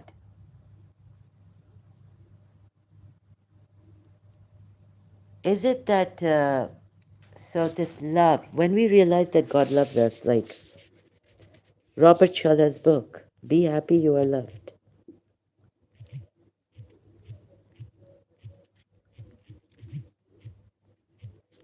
Do you think all our problems can be solved?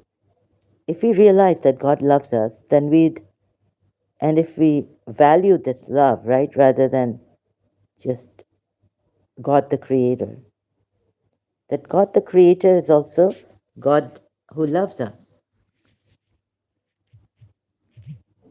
And this love can fix everything.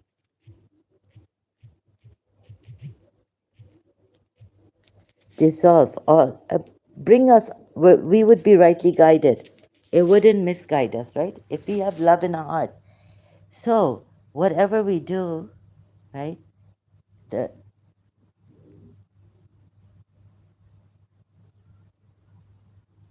solving all problems is difficult for anyone but the Lord. Can't we be the Lord Himself, one with Him? No, you see, Christians, I grew up in a Christian. Oh, you grew up in a Christian household. Agnosticism is a strategy to me, though I grew up in a Christian household. Strategy meaning uh, solving all problems is difficult for anyone but the Lord. Anyone. No, no, we can solve the problem right here. Can we? All our problems. We just have to realize where these problems come from. At least we can see who is the culprit, who's bringing up these problems, if not the mind, right? In time, like reading Jiddu Krishnamurti and understanding. A strategy to dispense with complex experiences. Oh, you use this agnostic. Okay, you used your belief in God as a strategy to dispense with the complex experiences. So you have explained to yourself that these complex experiences come from a God I believe in, but I was brought up, but you're not a Christian, you're an agnostic. Is that right? Did I put it rightly for you? So this is how you see this God now, that dispenses with complex experiences, uses what, like, can you further expound on this? Explain. Did I put it rightly, what you've said? And have I understood it properly, correctly? I don't know. Like, your belief in God is due to a strategy to dispense with complex experiences.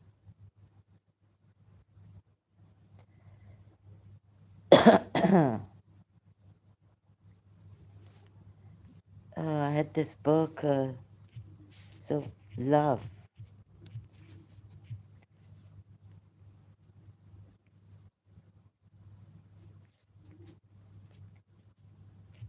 Quote.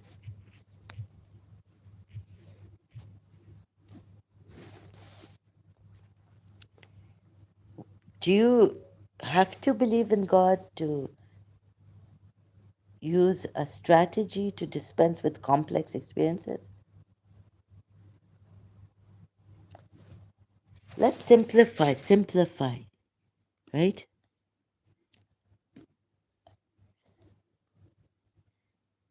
If all these complex experiences were done with love,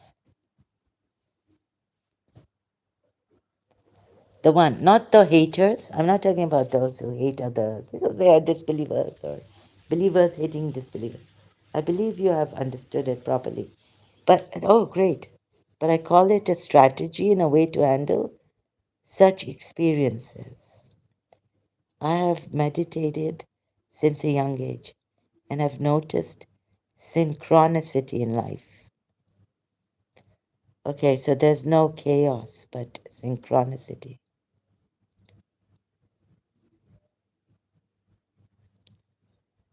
You have meditated since a young age. I practice meditation and somewhat Buddhist beliefs. Okay, excuse me. Okay, I see. So Buddha says that ignorance is the root cause of all evil.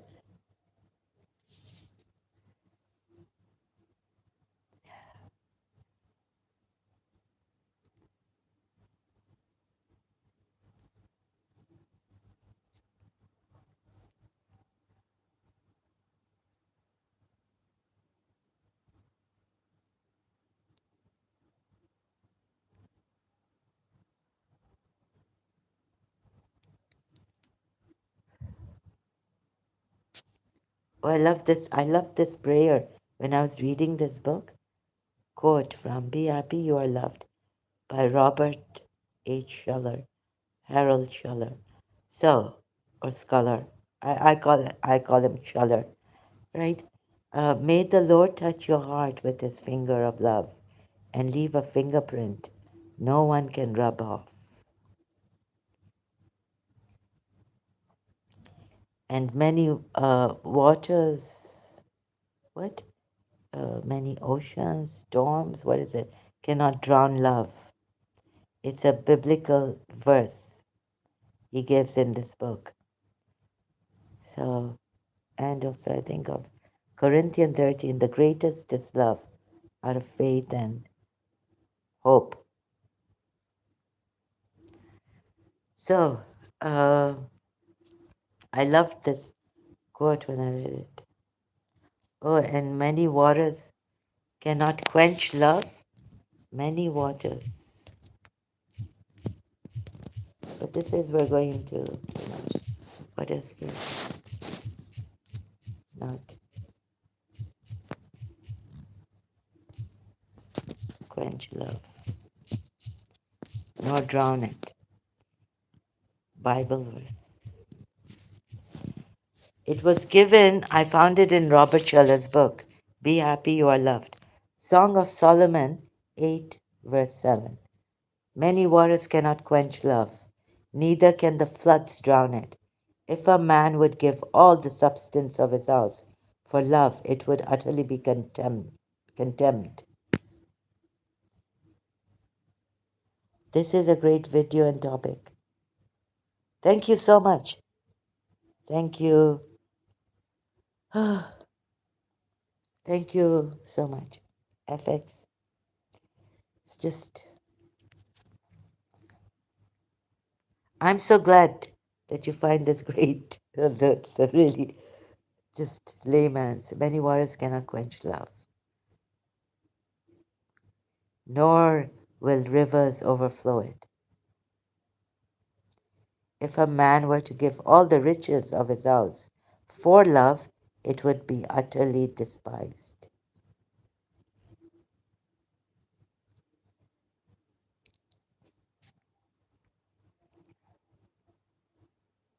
You know, if God loved us, we wouldn't have this karma.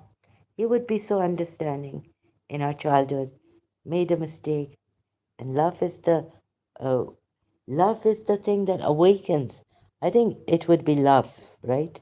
Not through meditation, but your awakening, your oneness with God, or the divine, or what cosmic order, or the cosmos, the power, whatever this is.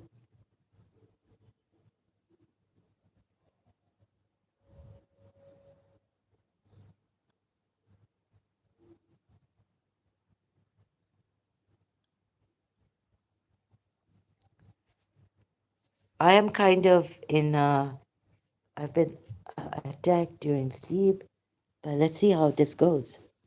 So you, thank you. I also love this topic, about love, and let's uh, let's see if we can get somewhere about what about the existence of, like, if God was love, right? If God really loved us, would He make us suffer? Would He put us through pain? Would He punish us for our sins, doing wrong, taking a wrong turn? I don't think so.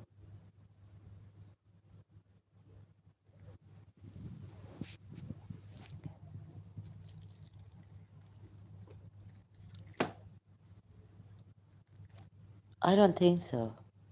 Love never hurts. Love never tests. Love makes in heaven hell. Oh, in hell's despair, heaven. William Blake also who said this. So love, you see.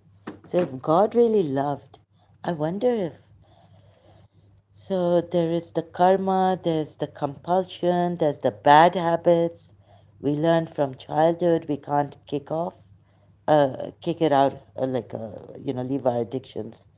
So,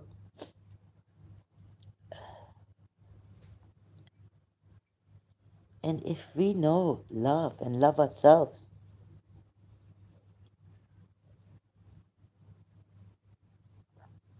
then I think, the spiritualists, they say, love yourself now. That's you care for yourself. OT Spar. OT Spar, what's that? I don't want to test God. Oh, sorry, I missed this. I don't want to test God. There is something holy in the Bible, for instance. Patriarchal love is the Bible, but it is important for the Christians. Yeah, patriarchal love is important. What about love that is just comes from compassion, not from patriarch or matriarch, mother? Huh? What about that? A love that has no, like it just is, like it's not the father, not the mother. Yeah, it is important for the Christians.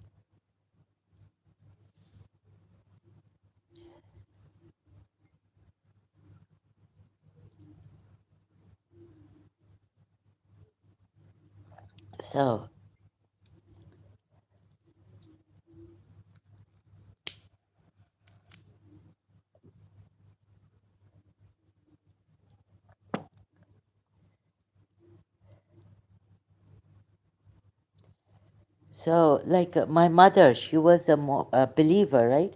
Shia. Now, someone wanted to hurt her. I wanted her to get off her psychiatric medication. Also, like, but she couldn't, you know, she couldn't.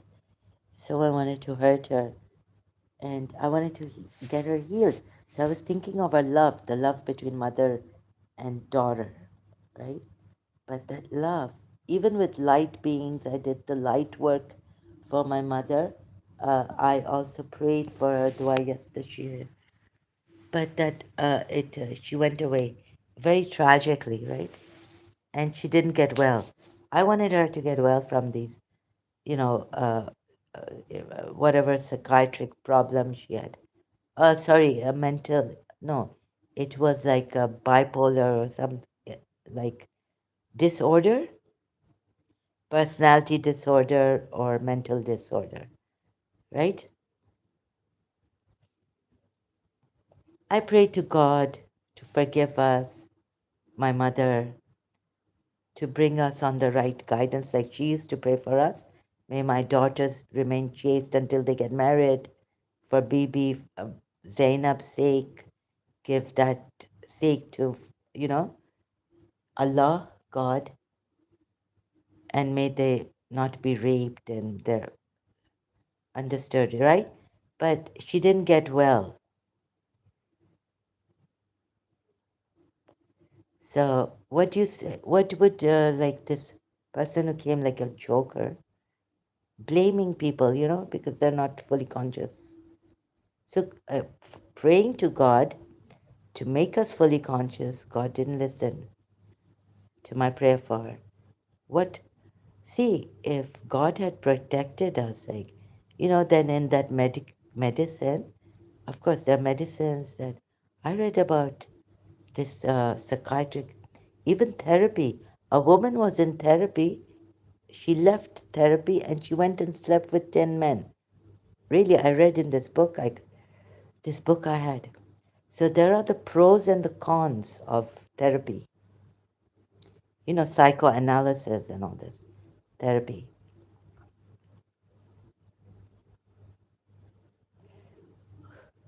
Oh, you take that medicine, God forbid, Halcyon. There are some people can get those side effects, right? Although they say it's rare, but you can have sudden deaths with Halcyon.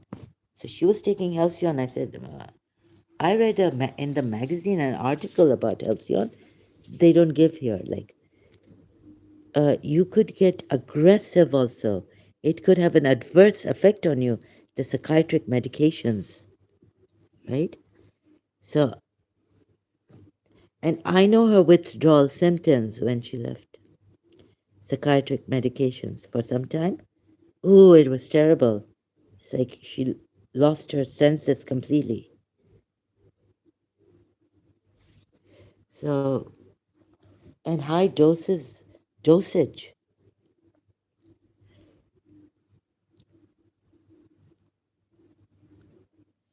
So, whatever went wrong with her, like she got married when she was 13 to my father, she said. So, like, we prayed and prayed and prayed for each other. Like, my mother prayed that wherever I lose may God's guidance come to me. May I not become unchaste. You know, things that are out of our power when we are in the lower consciousness, right? We haven't reached that higher consciousness. But that didn't work.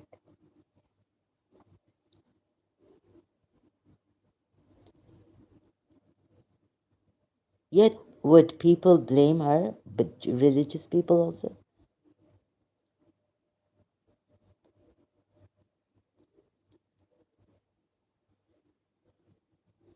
That, oh, she didn't get well because of this and that.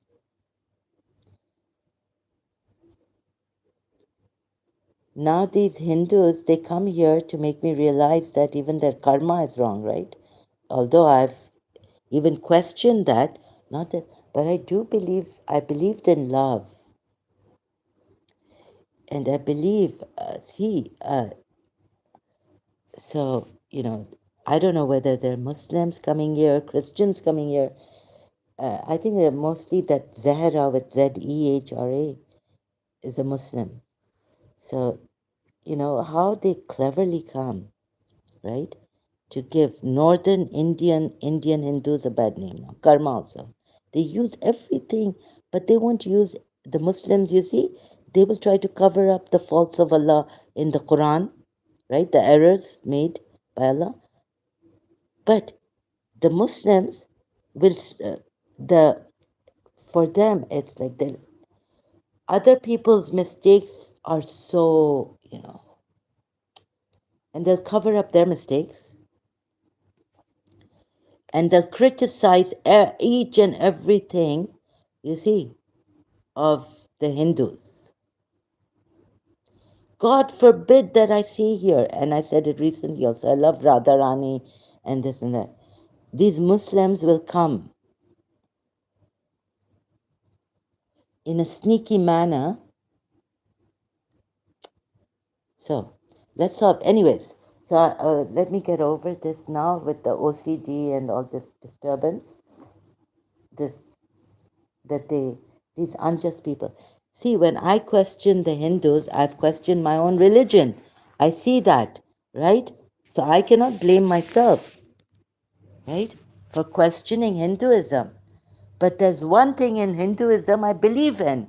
I believed in since childhood. It was that love. If you, even in the Bible, it's love. I believed in love. And that's why, even about Imam Hussein, I wrote, what I wrote, that God has, with his love, gathered and going beyond the horizon, God's love. You see?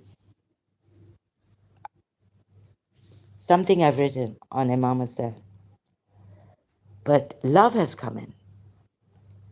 So, gathered his pieces of love. So did Imam Hussain sacrifice his life for the truth or for love of God?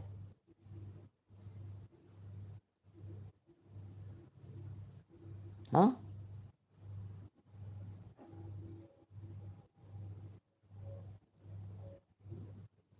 So that he cared so much for humanity, loved them so much, that he had to save this true religion out of love for God and love for humanity, right? So love comes in.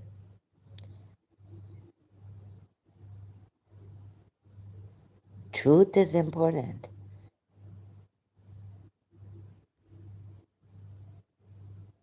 But why do we have to teach truth and give it? Because if we didn't have love,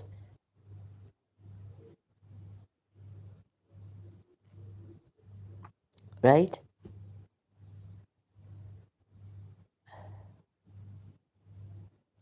Without love, religion, just belief, iman, what would it be? Tell me. Huh?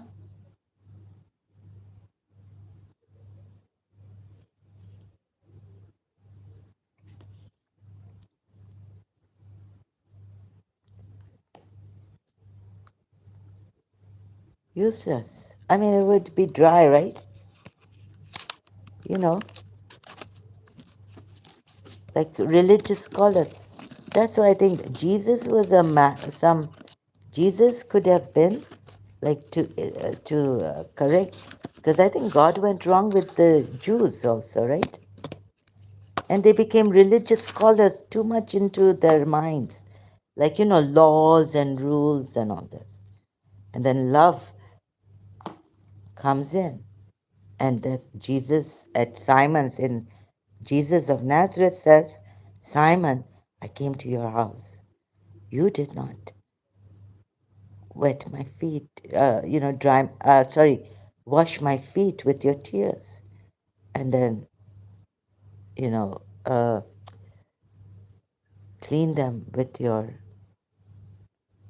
whatever he says, right?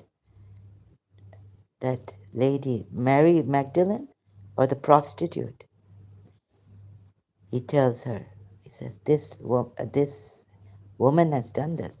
You call her a sinner, right? But you did not. So this love that makes you do these things, emotional things, right? What humbleness, and what is this act of this lady? She just went and cried at Jesus' feet. Simon had invited her, the Jewish religious scholar, right? Simon had invited Jesus for dinner. And this lady came and she cried at Jesus' feet and then rubbed it. Her tears, so this is what Jesus says. And then rubbed it with her hair or what hands. He says, daughter, your sins may be many, but they have been forgiven you for the greatness not of your faith. What I heard when I was watching Jesus of Nazareth was because of the greatness of your love, of your love. Any act done with love, right, is doesn't have any wrong in it.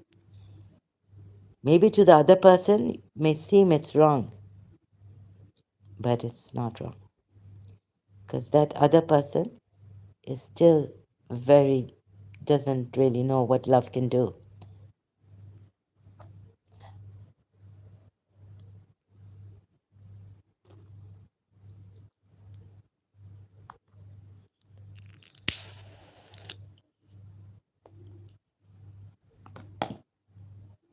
So, love is, uh, that's what I believed in, but now I don't know. So, maybe people have forgotten. You see, there's so much into these religions and religious scholars and that they've forgotten why God or why they came here.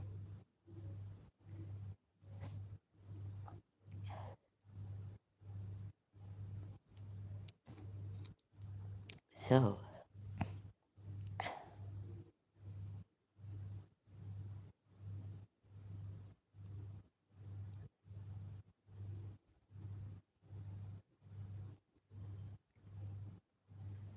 you see these rogues, Muslim rogues, how they come here.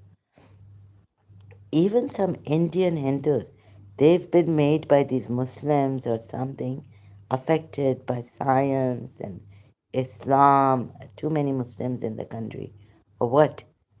Try, they've forgotten,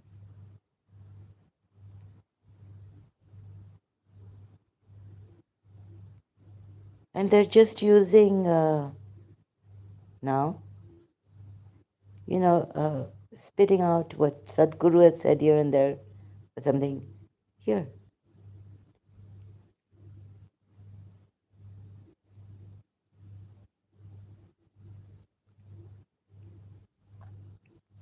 love is larger than life. So the one who gave you life, you know, here. Now there's another life too, there's reincarnation. So if you fail in this life, don't worry, you'll get another life. Because love, I think, even they say your desire can bring you back on the soul level. I don't know. Oh, FXS test. Sorry, I went on. Says there are so many levels to it. I agree. Thank you, FX. Oh, why did? So excuse me. Yeah. So do you by seeing it, right? There's so many levels to love, to life, to love. Oh, it's what? Yeah. Are you saying too many levels to it, like love? So yeah.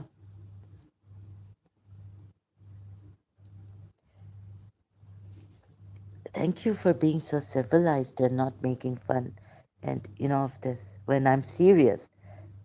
I do get on the lighter side and make fun and all this and laugh.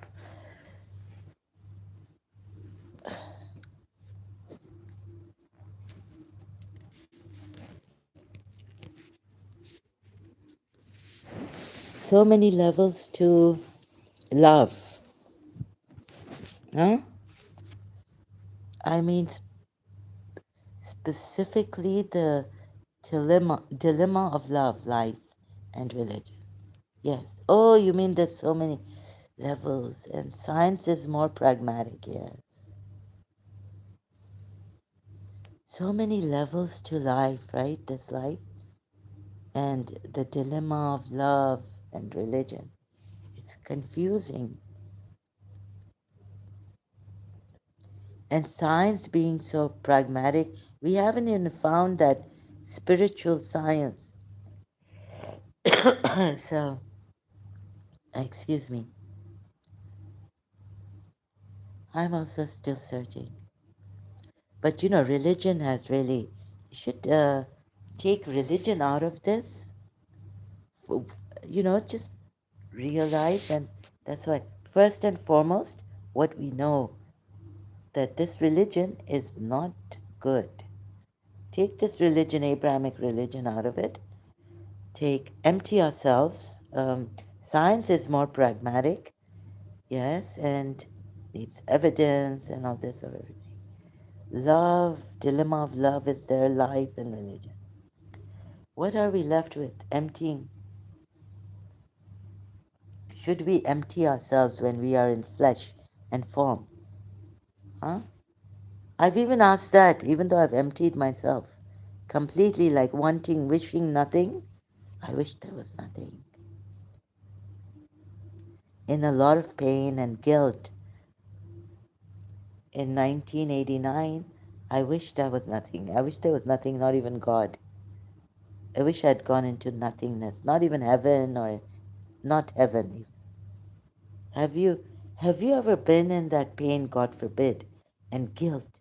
You feel now, you couldn't help it and what you did and all this guilty feeling. And so you wish that, and God's help hadn't come, so you wish there was nothing. No existence, no creation, nothing.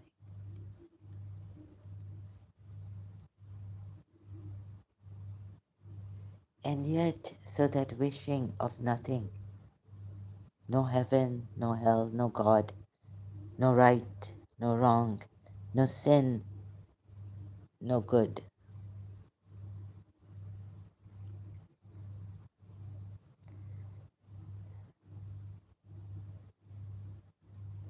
Sometimes I see that people can be misunderstood and victims of their circumstances. Where do these circumstances come from? What we define, what we make. It's the people, right, who define things.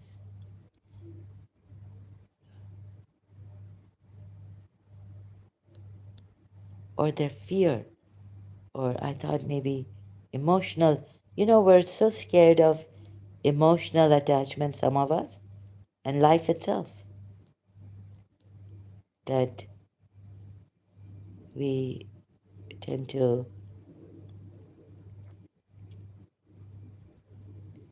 then want to, uh, wait, what did I say? Scared of life itself. Attachments that we don't want. We get attached to our work rather than people. We become workaholics then.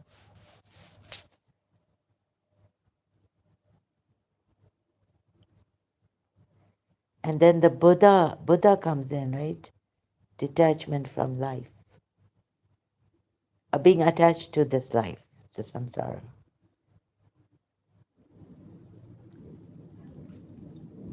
So detaching oneself, sorry, there's a thunder going on. Thunder has started outside. It's going to rain again, I think, maybe. Sorry about the sound. Scared of religion and people using others to hide their hand in religious matters. Scared of religion?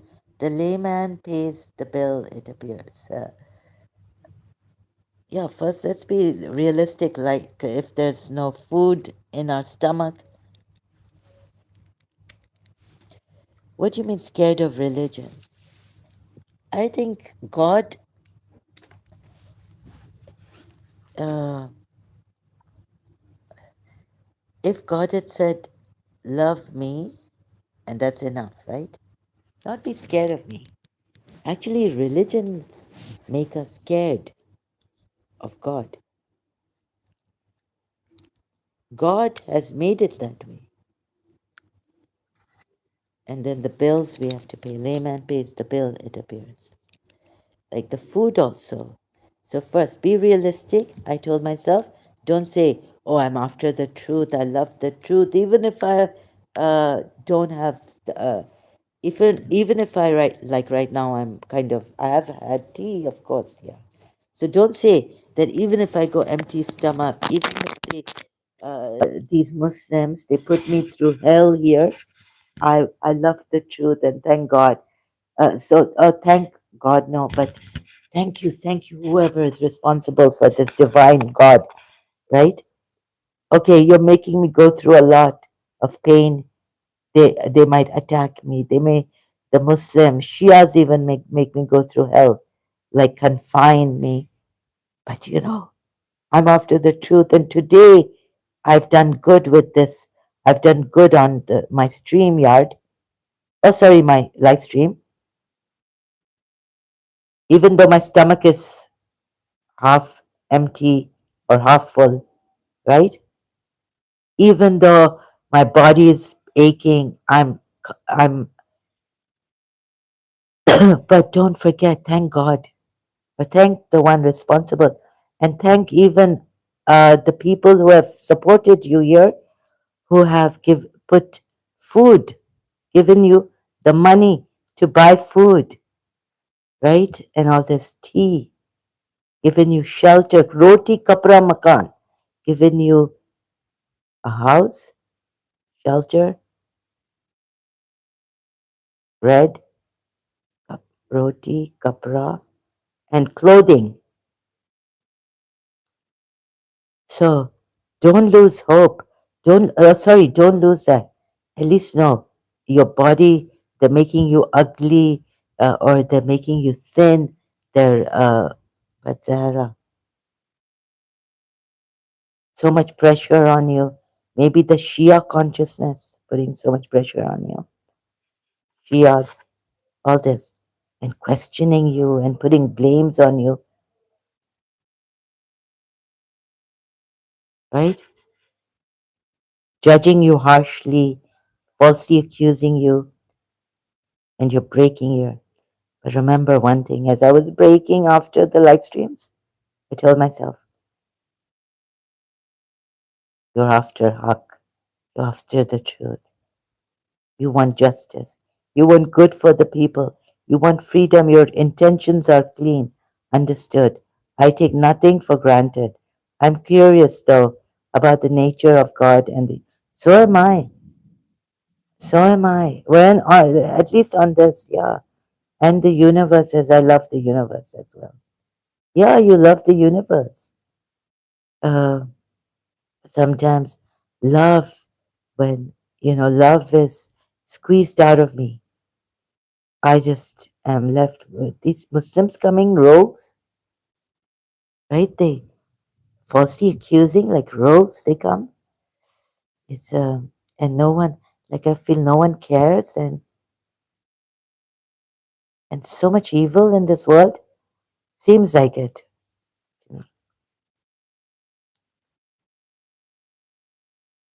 So you still have love for the universe. My God, how is that? After seeing so much, have you experienced evil in your life? Like, shaken to the core of your being? Huh?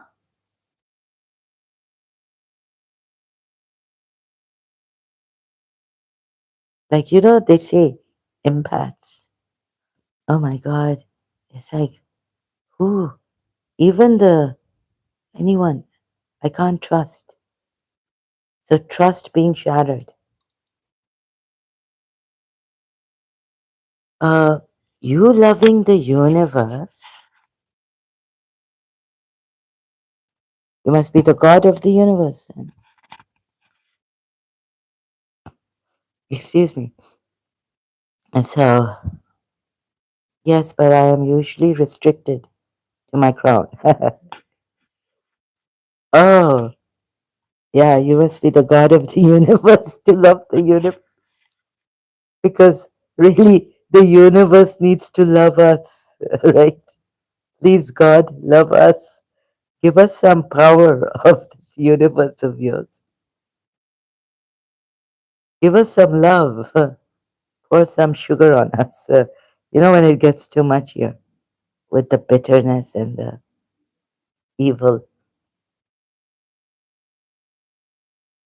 very bad behavior of these Muslims. I wouldn't even, as a Muslim, I wouldn't do this. Question a ex-Muslim like that. But since I found out my religion is like this, forget it. So you're restricted to your crown. Joking, huh? Uh, so God of the universe, and yet you are curious, though, about the nature of God and the universe. So but you're curious. How can you love the universe? Jokes aside, if you're curious about the universe, does the universe love you? Joking. Okay. Yeah, I know that, but now let's be serious, right? No, no, but I think, oh my God. Yet you are curious about God, the nature of God and the universe. And yet you love the universe. So, where has this love for the universe come in you? Do you know? Since you said this, I can't find love in my heart right now, but yet the care comes, like that passion. I want people, human beings, to be free. I want them to have the freedom to complain to whoever they like about their condition. And we're not sinners. We're not sinners. We are lovers. We are lovers. Like Moji Baba once called us in his meditation on YouTube, beloveds.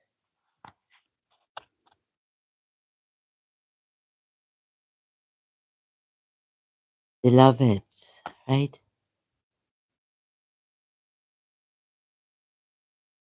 And I wish I had more energy also, right? So, but then I complained to the divine or the cosmos. What is this power, God? I call it. That why haven't you given me energy and articulation, right? That I can also then debate, properly answer these people as they come as rogues and falsely accuse me, right? Let me not answer them as their in their style. Although I shout, I raise my voice, and they're cool and cunning, right? They are cool and cunning. So I'm the loud one. You know what I mean? Let me let me not even though they are cool and cunning, let me not raise my voice against them. Let me be patient with them, right? Let me, this is not the way I want to come give the truth about a religion, even. Indeed, yeah. So, but I would love to help them too, and yet they really they exhaust me. And then God, I don't have that energy to even or God or whoever, right? Like just for the sake of brevity, I call him God. I don't know who he is. Yeah, I don't know whoever, but the also the conditioning of mind, God, God, God. So which power? Why have you left me like this? So I wanna like give the truth, please. I tell them I wouldn't do this even if being a Shia. As a Shia, I examine my Quran ayahs. I listen to the ex-Muslims. I didn't comment and I didn't debate with them like these Muslims do because I realized that some of the things they were saying, I checked myself, are true against the Quran ayahs. I wouldn't give them such a hard time. I thank God I don't have that kind of a sharp mind, the cunning mind that tries to defend the ego. That so they're coming with the ego, and you can't do anything. But then it affects you. So I think they're coming with the ego. They haven't emptied. They're not doing the research like a neutral person. They're coming with the baggage of belief in this Islam. So of course the mind, I've seen the mind can be such a culprit, right? It can the patterns of thought different, like Shia Sunni pattern of thought. It can have different patterns of thought. It can take the meaning to fit another contradictory ayat of one ayat, like I give them, and how they do it. I don't debate people, but try to listen for the most part and wait. How long will you wait, FX? They may have been struck like people in many faiths appear to be have been struck. Struck by what? Ego? Struck. So you only what are you waiting for? Uh, I try to I also don't do debates, discussions, but in discussions it turns out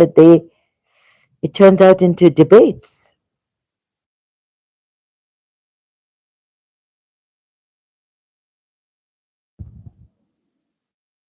I say I don't want to do debate.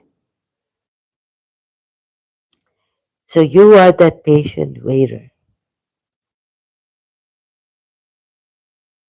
Wait as we are waiting. You are that patient waiter. Amazing. That's why. Who are you, FX? Are you really some saint? Estes. And do you think the silent listening and waiting will help you? Explain to me, how will it help you? So maybe I can also be like you and finish this, end this, not help the Muslims at all. It's not my responsibility to set them free from the lies and all this, and struck by their egos, right? So you have been wise. You have been wise. Maybe I'm breaking my power trying to free the people.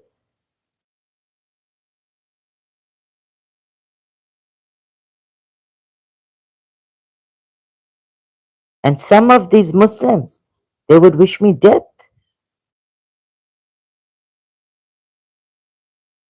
Tell me. So, right. So, you think, do you think that the truth unspoken, not given in scriptures, the truth only comes to you in that silence? Huh? And you keep that truth to yourself. While you see all these Muslims, right? They're wasting. How can you wait, keep silent? When to save these Muslims, Christians, Jews, I haven't even reached there, right? But like Muslims, because I Quran and all this I know. So you're saying silent, listening to people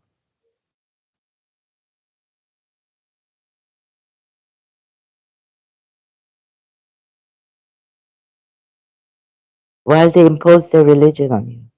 No, that's not my opinion. No, I didn't say it's your opinion, but I understood why people feel they have no obligations to tell another of something. We have free will. Yes, we have free will. So at least, okay, what? So do you think I'm doing wrong by showing that my religion, what I'm presenting, what I found about my religion, and helping the Muslims see for themselves and decide while you remain silent and you listen and wait? And I'm doing this, and then I get these rogue Muslims, right? And the cleverness, cunningness of the mind. I can see their ego and all this. So, do you think I should not have done this?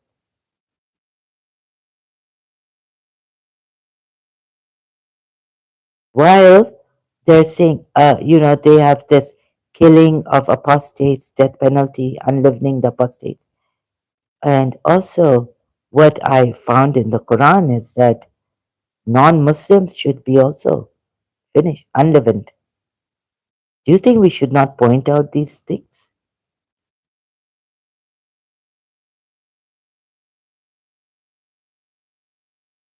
No, no, FX, why did you say no, it's not my opinion?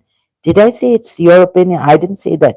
These Muslims come here and they jump to it's your view, it's your opinion when I'm telling them, look at the Quran ayat, what Allah means by saying this. I hope I didn't tell you that this is your opinion. It's not me.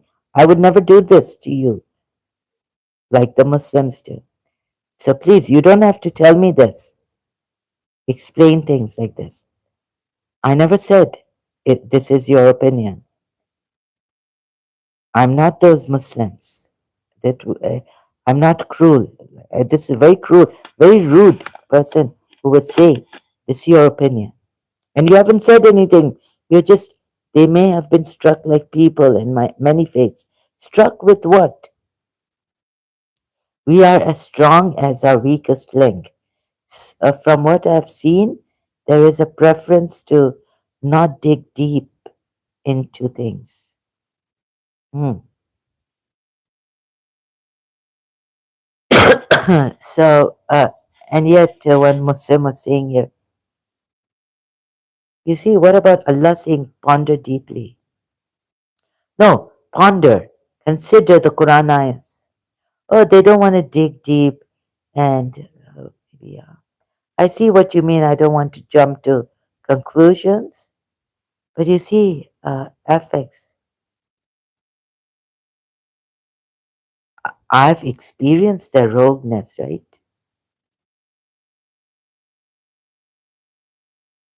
That you, like, you just go on the sideline. Like, if so, now see, it affects me. I'm a Shia. I was a Shia. I leave and I want to help out, help Shias, Sunnis to leave Islam, see for themselves what I've, my findings about the Quran ayats. Why are you retracting your messages? It really means, your messages, this would help so much. Okay. So tell me, like, it's not your conclusion about these people, but, killing, death penalty for apostates.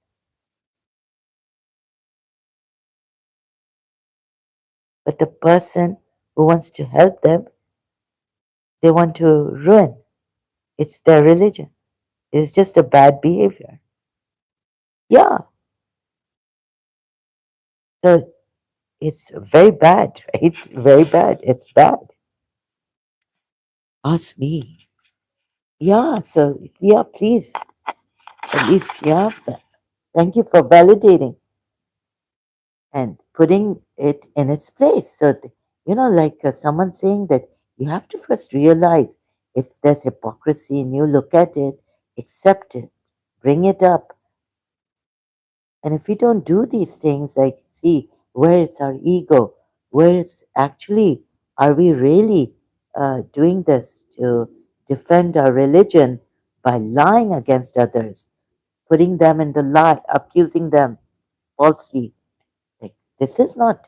So I had to see all this, right? Whether I am defending my religion because, not of my ego, because this is my religion, but because it is the truth. But I haven't seen Muslims doing that for the truth. I see that they go in areas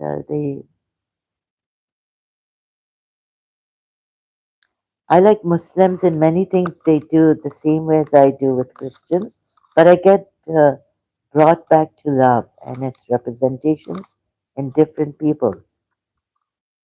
But you see, you like Muslims in many things, but also I liked Muslim in many things.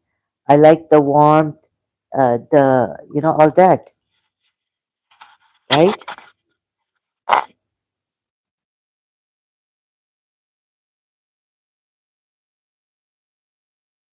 But this death penalty and the religion, no, but what I got here is terrible Muslims, bad behavior. And maybe I would get it from the Christians like this, like the Muslims. But right now I'm getting it from the Muslims.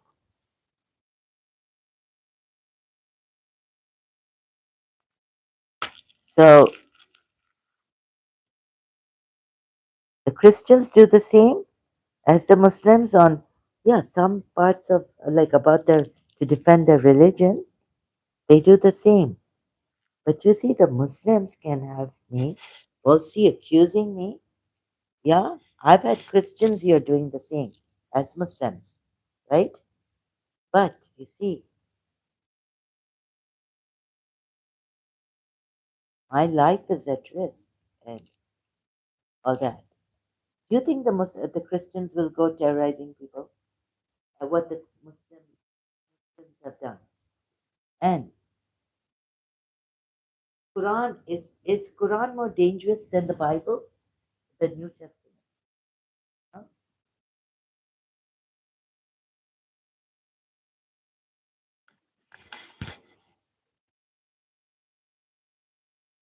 Is Quran more dangerous than the Bible, the New Testament?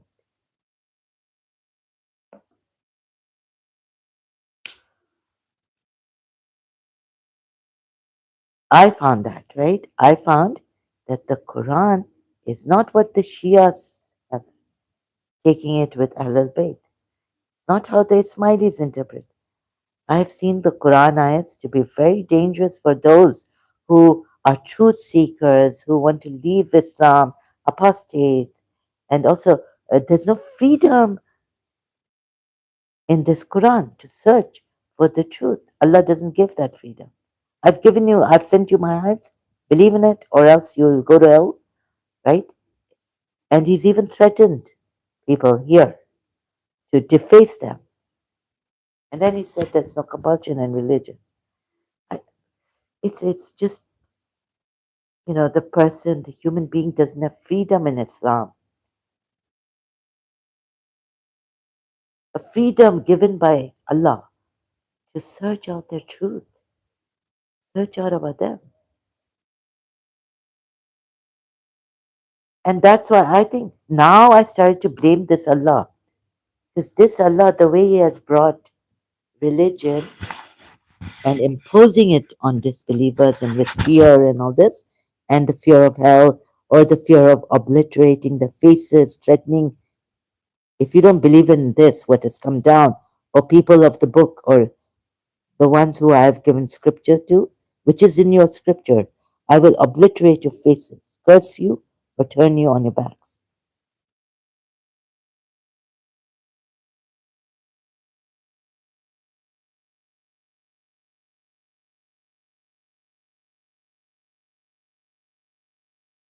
That's another point. You see, you like Muslims in many things, but become an apostate or criticize the religion and see. Criticize the religion and see. Even complaining to God, being upset with your God, not now the Allah. Someone was warning me here. I warn you and slander and you blasphemy. I see. Yes. Then I will see how much you like the Muslims in many things, right? But in the main thing, what will happen to you? What will happen to you?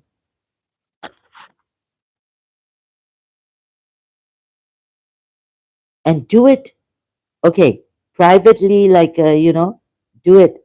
You will see the Muslim, even a Shia Muslim will be scared. Like, oh my God, okay, here now, my family, my relatives, my this, my that. They can't be honest here with you. Their fear will come out eventually, and they will not be able to help you as one human being to another should be helping, right?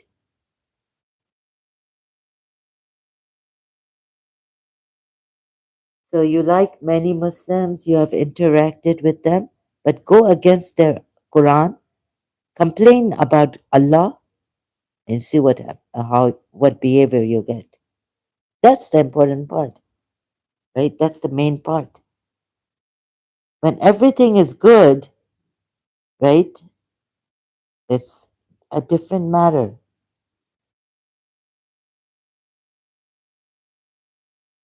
You don't argue with them about their religion. They'll invite you to their house. Maybe. I don't know. Who are you? Okay, some maybe, but it's not allowed in Islam, looking at the Quran ayats.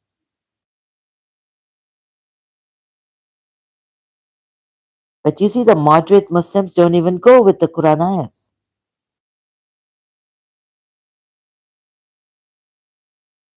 No, they can't invite you. They're not supposed to be friends even with the Ahl Kitab. Otherwise, they're cut off from their Allah. They should not even invite you. How can you like Muslims in many things? They do. Oh, so you're going to like Muslims? Okay, but they don't like, they're not supposed to like or be friends with. Surah Al Imran. You see?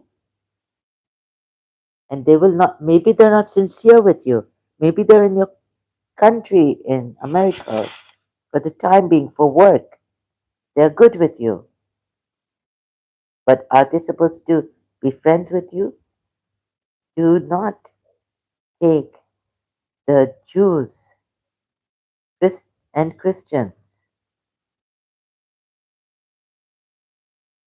friends.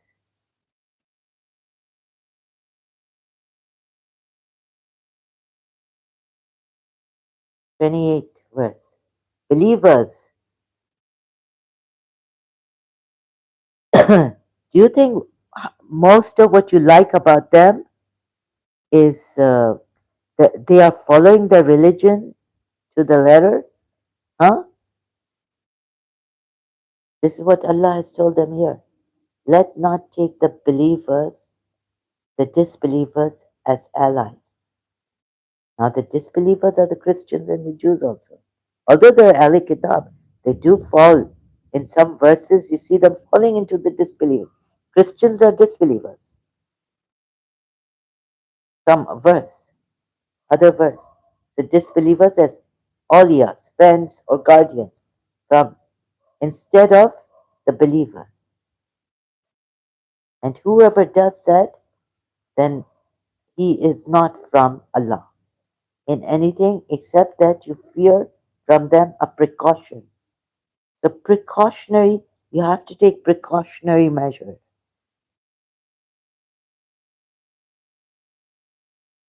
Fear. Oh, be mindful and take precautionary measures. Warns Allah Himself.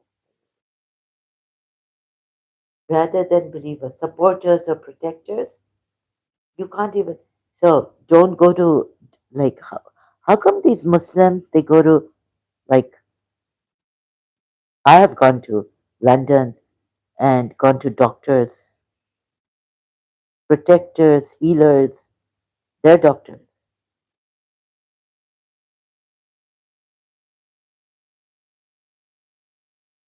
Pay them. Whoever does that has nothing with Allah.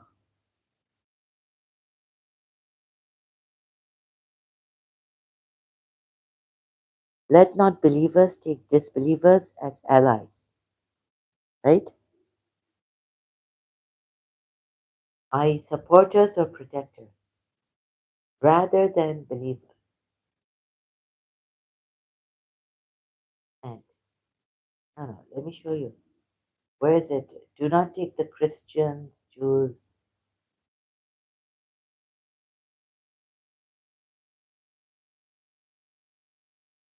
Let's say al-islam.org. This is the Shia website.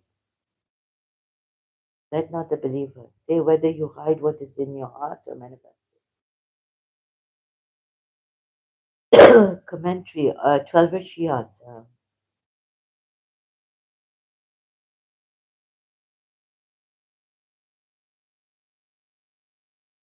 So you like many things the Muslims do, but you like that they give death penalties to apostates.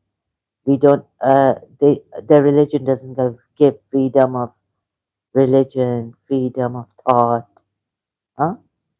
Freedom to look into this matter. They say, or fight, or even you know, at least the Bible. In the Bible, Jacob fought and became Israel.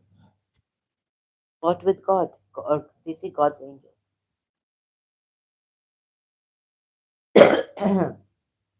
Oh my God. Oh, you believe, do not take the Jews and the Christians for friends. Surah Maida at 51. Christians for friends. Do you like this?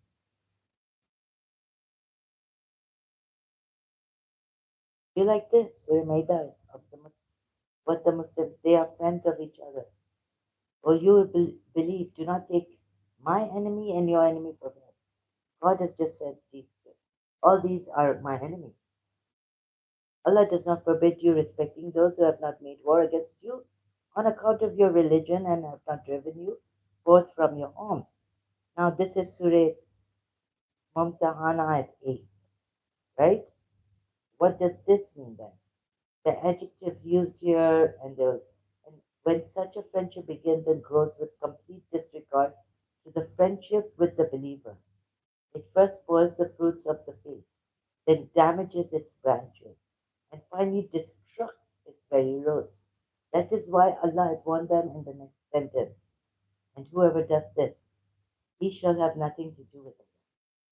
Surah 3 ayah 28. I like their good habits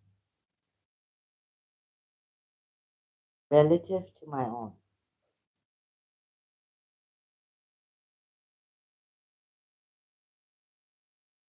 such as cleanliness and discipline. I have had Muslim friends who are speaking casually. Okay. Like human beings are not unclean. Like they keep themselves unclean. Affects, sorry. I like the good habits relative to my own. Oh, so you're not disciplined? You think they're, so this kind of discipline. Oh, sorry. The mic was far away. So you like, sorry. Okay, I'm just questioning. You can, but I'm playing the devil's advocate here. FX, this, this discipline of theirs you like? Oh, tell me you like their generosity, charity. Even Christians do that, right? Okay, you like their discipline. So you think they're disciplined in the uh yeah, like the military discipline. Like 5 times praying disciplines them. Like what kind of discipline? Sorry. Can you tell me what kind of discipline? Like you think human beings would be like unlike yourself, like you're saying. But what about the other human beings? You think the human beings keep them are not as clean as the Muslims? And what kind of cleanliness do you mean?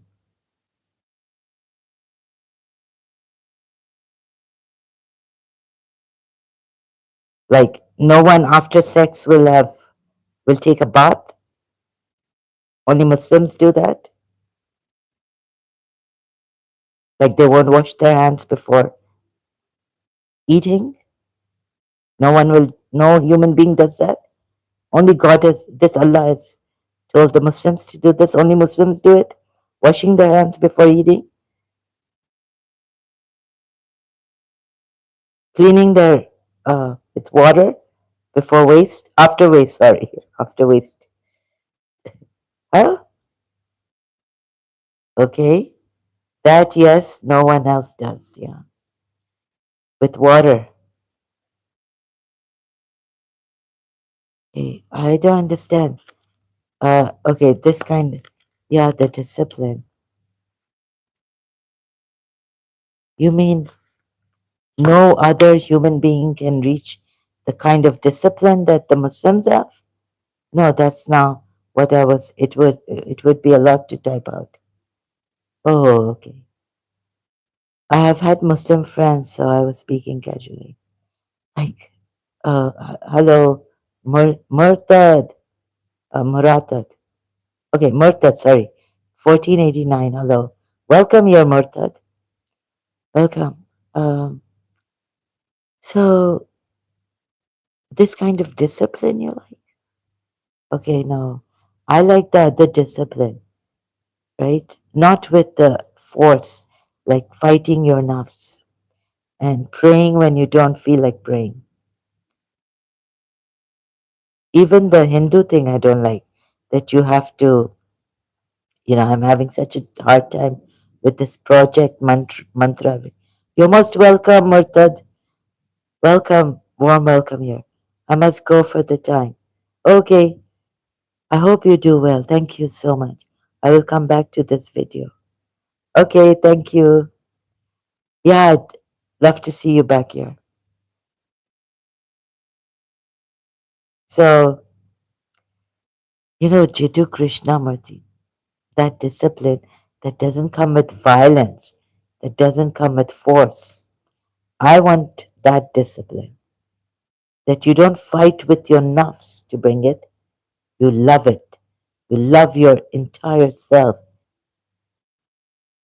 I don't know if that will work, but I'm out of this Muslim way of discipline.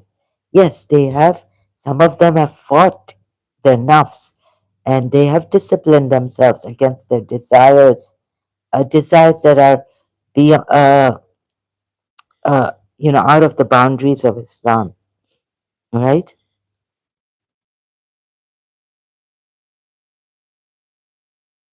I hope to see you soon, FX. We'll miss you, brother. You're so wonderful. I apologize for any wrong ways I've asked you questions and all this. But I don't agree with this. I don't agree with this kind of discipline that the Shia gets after fighting the nafs, right? Self jihad, war with the self. So, but of course, people can reach that, and our religious scholars, Shia religious scholars, have led a simple life doing that, or they've been sayyids and they've loved out of love for the forefathers like Prophet Muhammad's progeny, right? Coming from there. But you see, the discipline, how do you discipline yourself? On discipline. Uh, this is not being it's not because reading Jiddu Krishnamurti. It's something that I questioned before reading Jiddu Krishnamurti, that now some Muslims or whoever will say that I got influenced.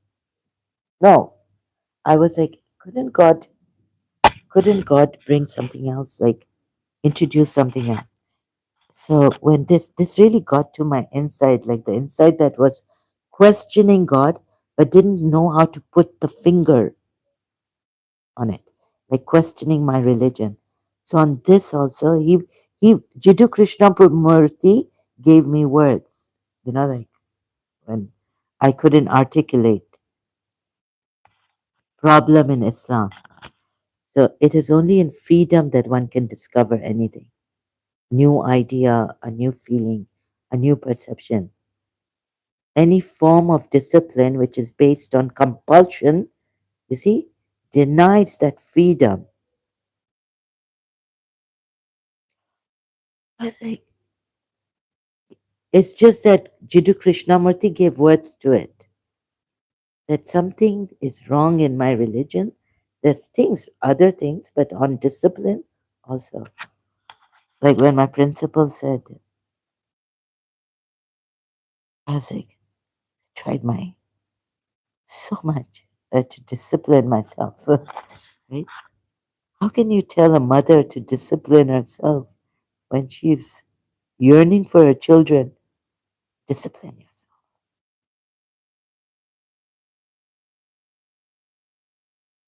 Ah, mujhe dil se. Someone's calling you with love. Your mother's calling you. Na bulana.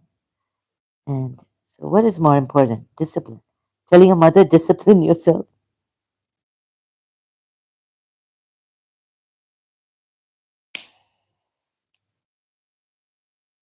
What do they know of reincarnation? But she was ignorant of it.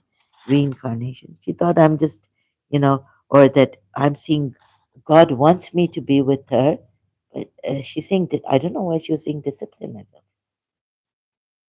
It is only in freedom that one can discover anything, right? Not out of fear, fearing Allah or being mindful, but in freedom, not through, so there should be no compulsion. Compulsion, so freedom from these compulsions, desires, and all this. So empty yourselves. Denies that. So compulsion denies that freedom, whether political or religious.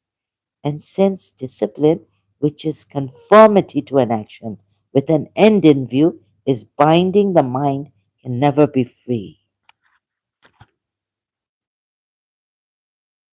Never be free.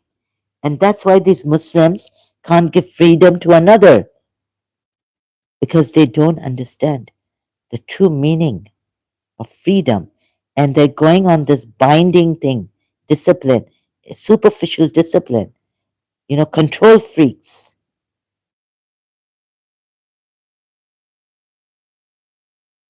controlling themselves,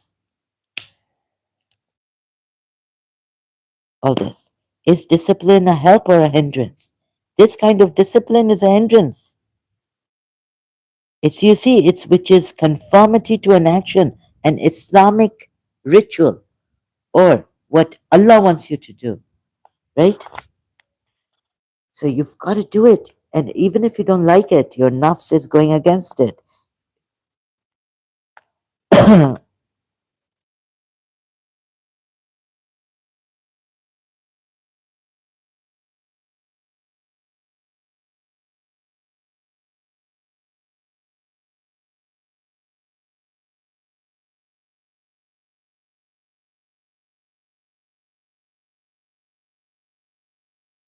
Oh, yes, and this also. Krishnamurti portal also. That Krishnamurti Trust or kfoundation.org. So it's not that what Jiddu Krishnamurti said, I got influenced by it. He doesn't want that also.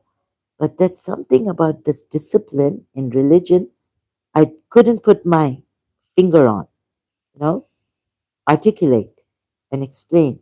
Jiddu Krishnamurti has shown. So this kind of discipline is unhealthy, but it will take you, like, it's nice, it's impressive. Outwardly for the people, maybe it's impressed you. It didn't impress me. Painstakingly, you have to go through all that to discipline yourself. Can goodness, love, and truth be born of discipline? No. But see, he doesn't come to a conclusion. He explains, he shows. He's not even explaining, telling you, you see. If one understands the nature of discipline, the me, and the thing to be achieved, amazing. Jiddu Krishnamurti.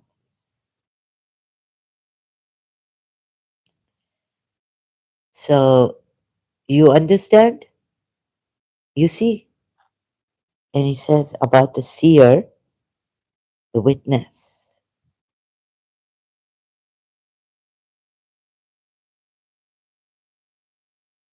Oh, so you're seeing what is this, right? Does it dissolve it? Without effort in time effort, put effort and time, immediately, immediately stop. Oh, I'm smoking. I don't like it. Someone says, can we see that smoking is bad for health? Huh? And just leave it by seeing it. I still haven't done that. We should go on, I think, with what we were talking about the last three meetings here. Each trade, each skill has its own discipline. If you are a carpenter, it has a particular discipline, and human beings, and so on and so forth. The human beings throughout the world are used to this idea of discipline, not only in the technological field, but also in the psychological realm. Wait, it's too much to read right now, but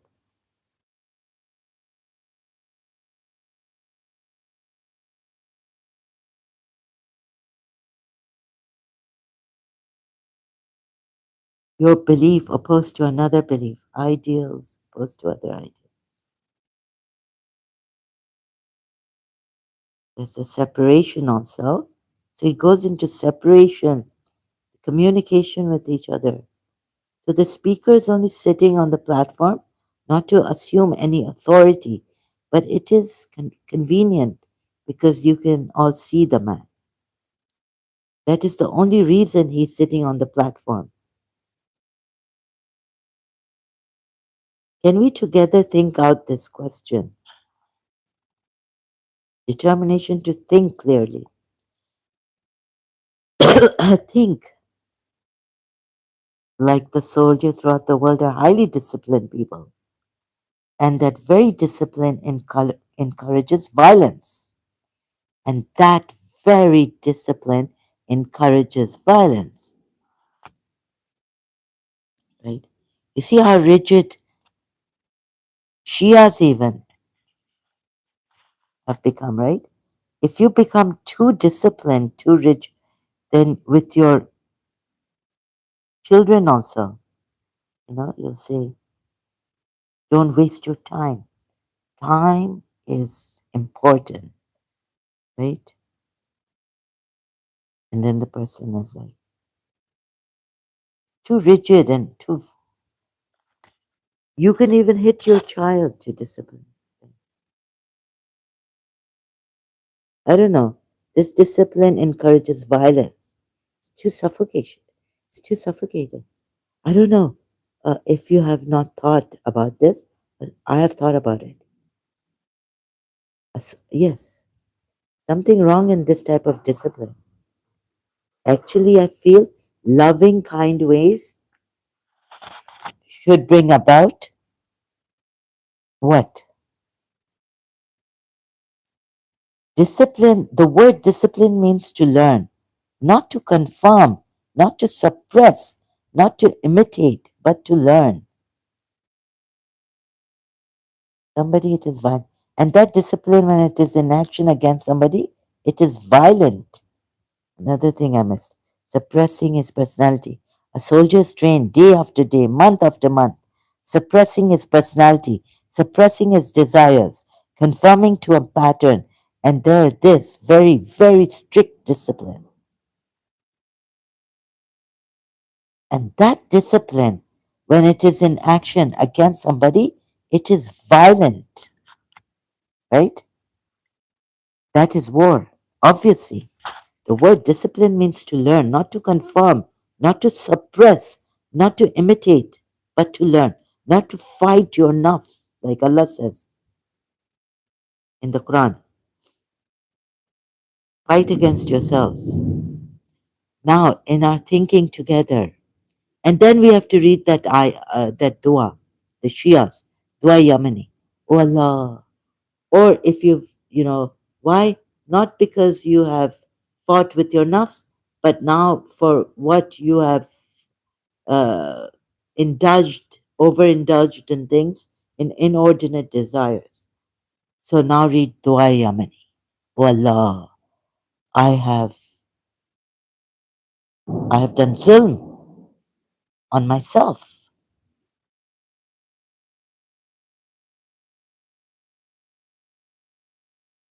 Yes. So, where was I now? Sidhu Krishna. Now, in our thinking together, we're going to observe whether there can be any action in our daily life without this quality of conformity, without this quality of imitation to a pattern that God has given us. Abide by the straight path. Do this pattern to an idea, to a nationalism, and so on and so on. I hope you are following all this. For some, this may be totally new. So please have the goodness to listen. To listen implies that you are interested in trying to find out. Listen, right? Not partially, you don't listen at all. You have listened to others, but one always listens partially. So, not partially. Now, are we going to find out why man has submitted himself to a series of disciplines, not only in the physical world, technological world, but also psychologically?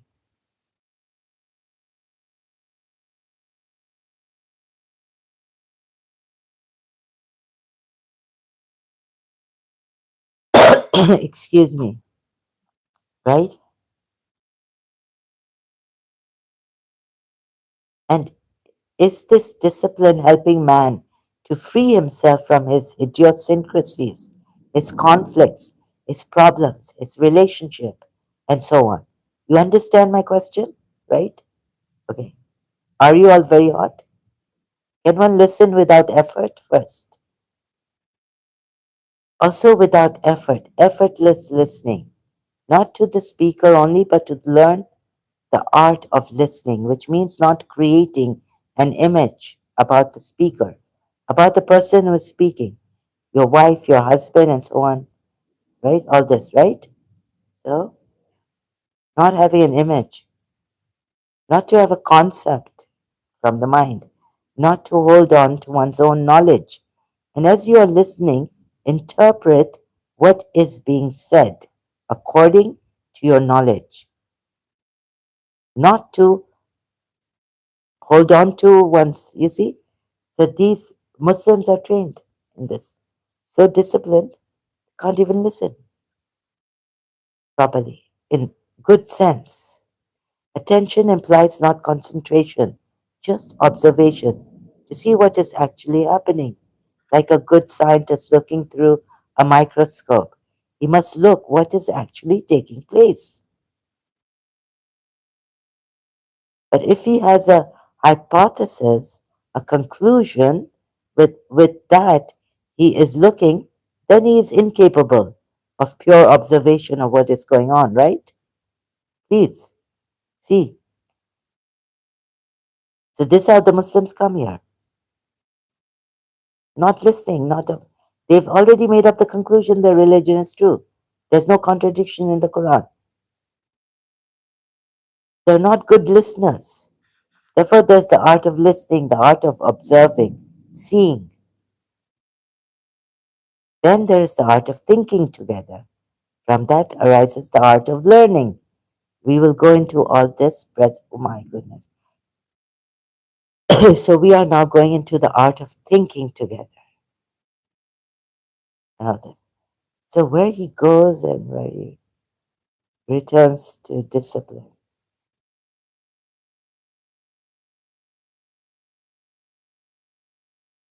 Oh, so I think I should copy this. Come here. Thunder, lightning, rain. It's, we have here. And I think I must go. It's very late. Oh my God. I have not looked at the time. I'm going to post this here. You can read this if if you are interested. So I'm giving all this talking now, and I've spoken. So discipline that doesn't come from compulsion, conformity, but freedom. To have the freedom to learn, to understand. completely comprehend, fully understand something,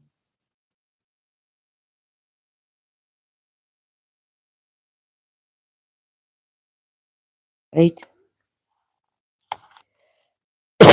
Some people call this discipline, like discipline yourself, you're indisciplined. Oh God, now can thought, ah, in this ocean, can, what did Rumi or Hafiz say? Which Sufi? Sadi? Love? No, you say, you tell me use reason to what? Reason is a drop, akal or drop in the ocean of love. Who said this? Something like this, Hafiz? Rumi? I had many Sufi books. I have estimated the influence of reason upon love, right? And found that it is like a raindrop upon the ocean. Anyone telling me to discipline, tame my love feelings for them? Rumi. No, no, sorry. On Rumi Loves Facebook, but it is by Hafiz. Yeah, I have estimated. Hafiz Shirazi. I have estimated even Irani religious scholars, Shias, were against Hafiz when he was saying these religious scholars. They have this hypocrisy. You know, Sheikh Ahmad, not Nisai. You see, the room Hafiz was criticizing, but in a very indirect way in his poems against the religious scholars, Shia religious scholars' uh, hypocrisy. Let me show you. Also, Sheikh Asai and Asai. Sheikh Ahmad Al Asai. Asai. See what it finding successor. Is this Joanne Cole or John Cole? Okay, how to pronounce his name? I don't know. But summarizes the situation at the advent of the Sheikhi school and the questions that were unfolding as his views crystallized and he acquired an early following. When Sheikh Ahmad al Ahsai wrote, there was no Sheikhi school which only crystallized after his death.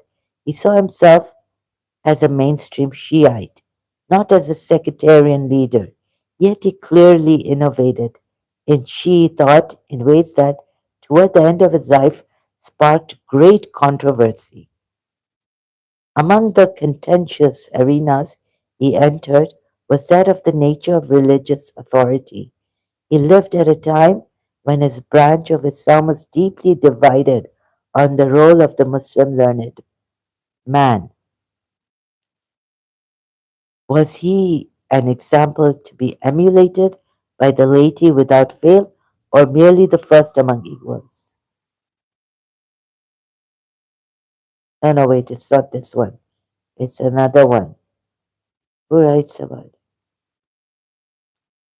No, it's not this one. Or was he, as the Sufis maintained, a pole channeling the grace of God to those less enlightened than himself? How may we situate Sheikh Ahmad Abbas? I think they've taken out. There was this thing about hypocrisy.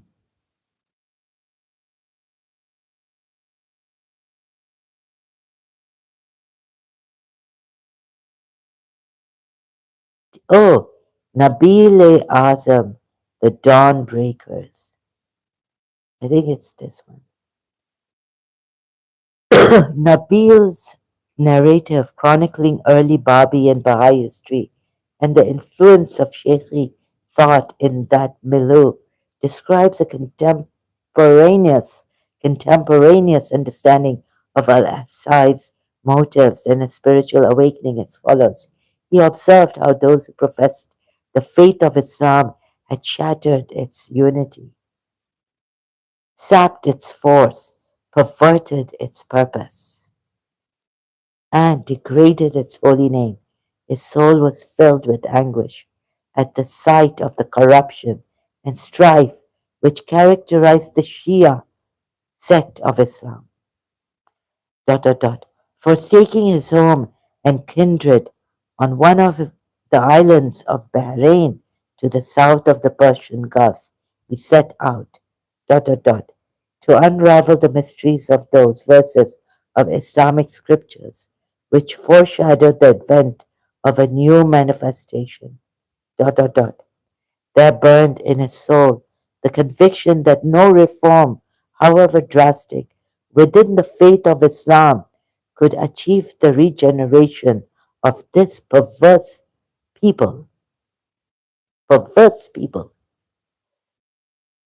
He knew, dot, dot, dot, that nothing short of a new and independent revelation, as attested and foreshadowed by the sacred scriptures of Islam, could revive the fortunes and restore the purity of that decadent faith.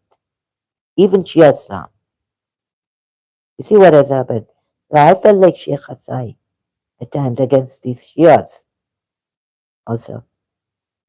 Many would think they're very disciplined. So it's very impressive to look at them, yeah. Many Sunni Shias.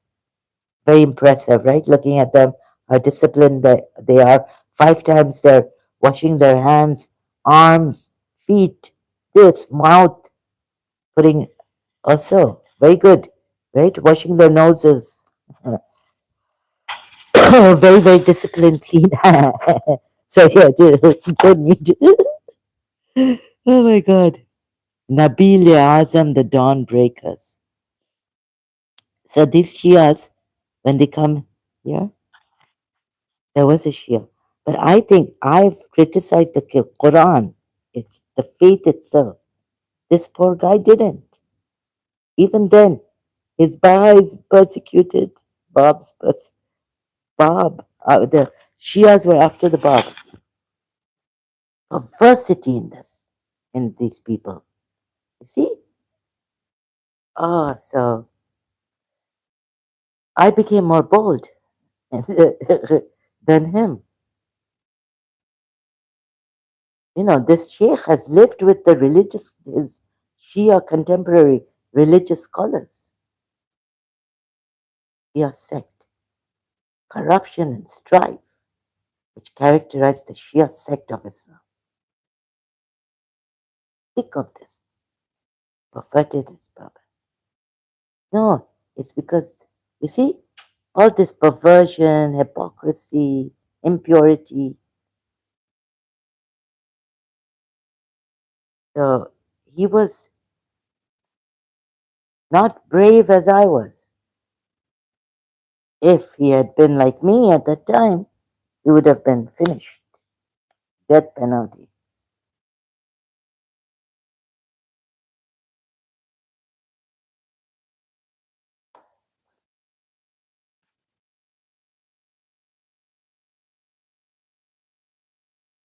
See, Sheikh Ahmad at the age of 40 began to study in earnest. So he was in the Shia centers of religious scholarship, such as Karbala and Najaf.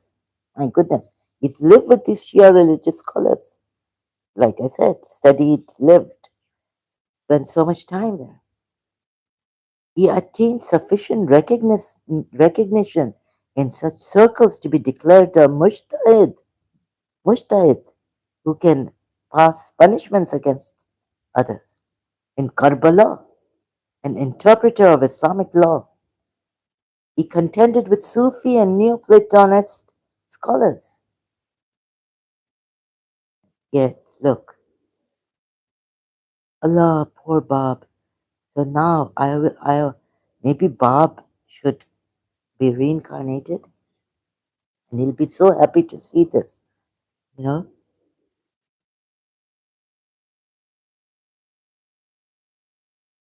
finish. Islam is you. You see, the thing is to blame Islam and this Allah. Problem is in this religion, which Bob could not say.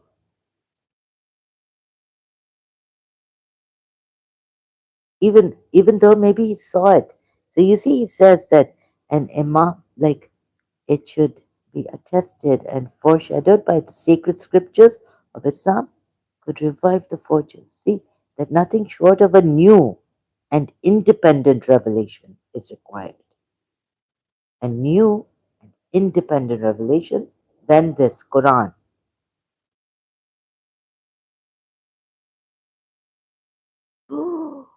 I should close my windows. Sorry, I have to go now. I better go now. It's too much. It's like a storm. So thank you very much. Thank you, Apex Estes.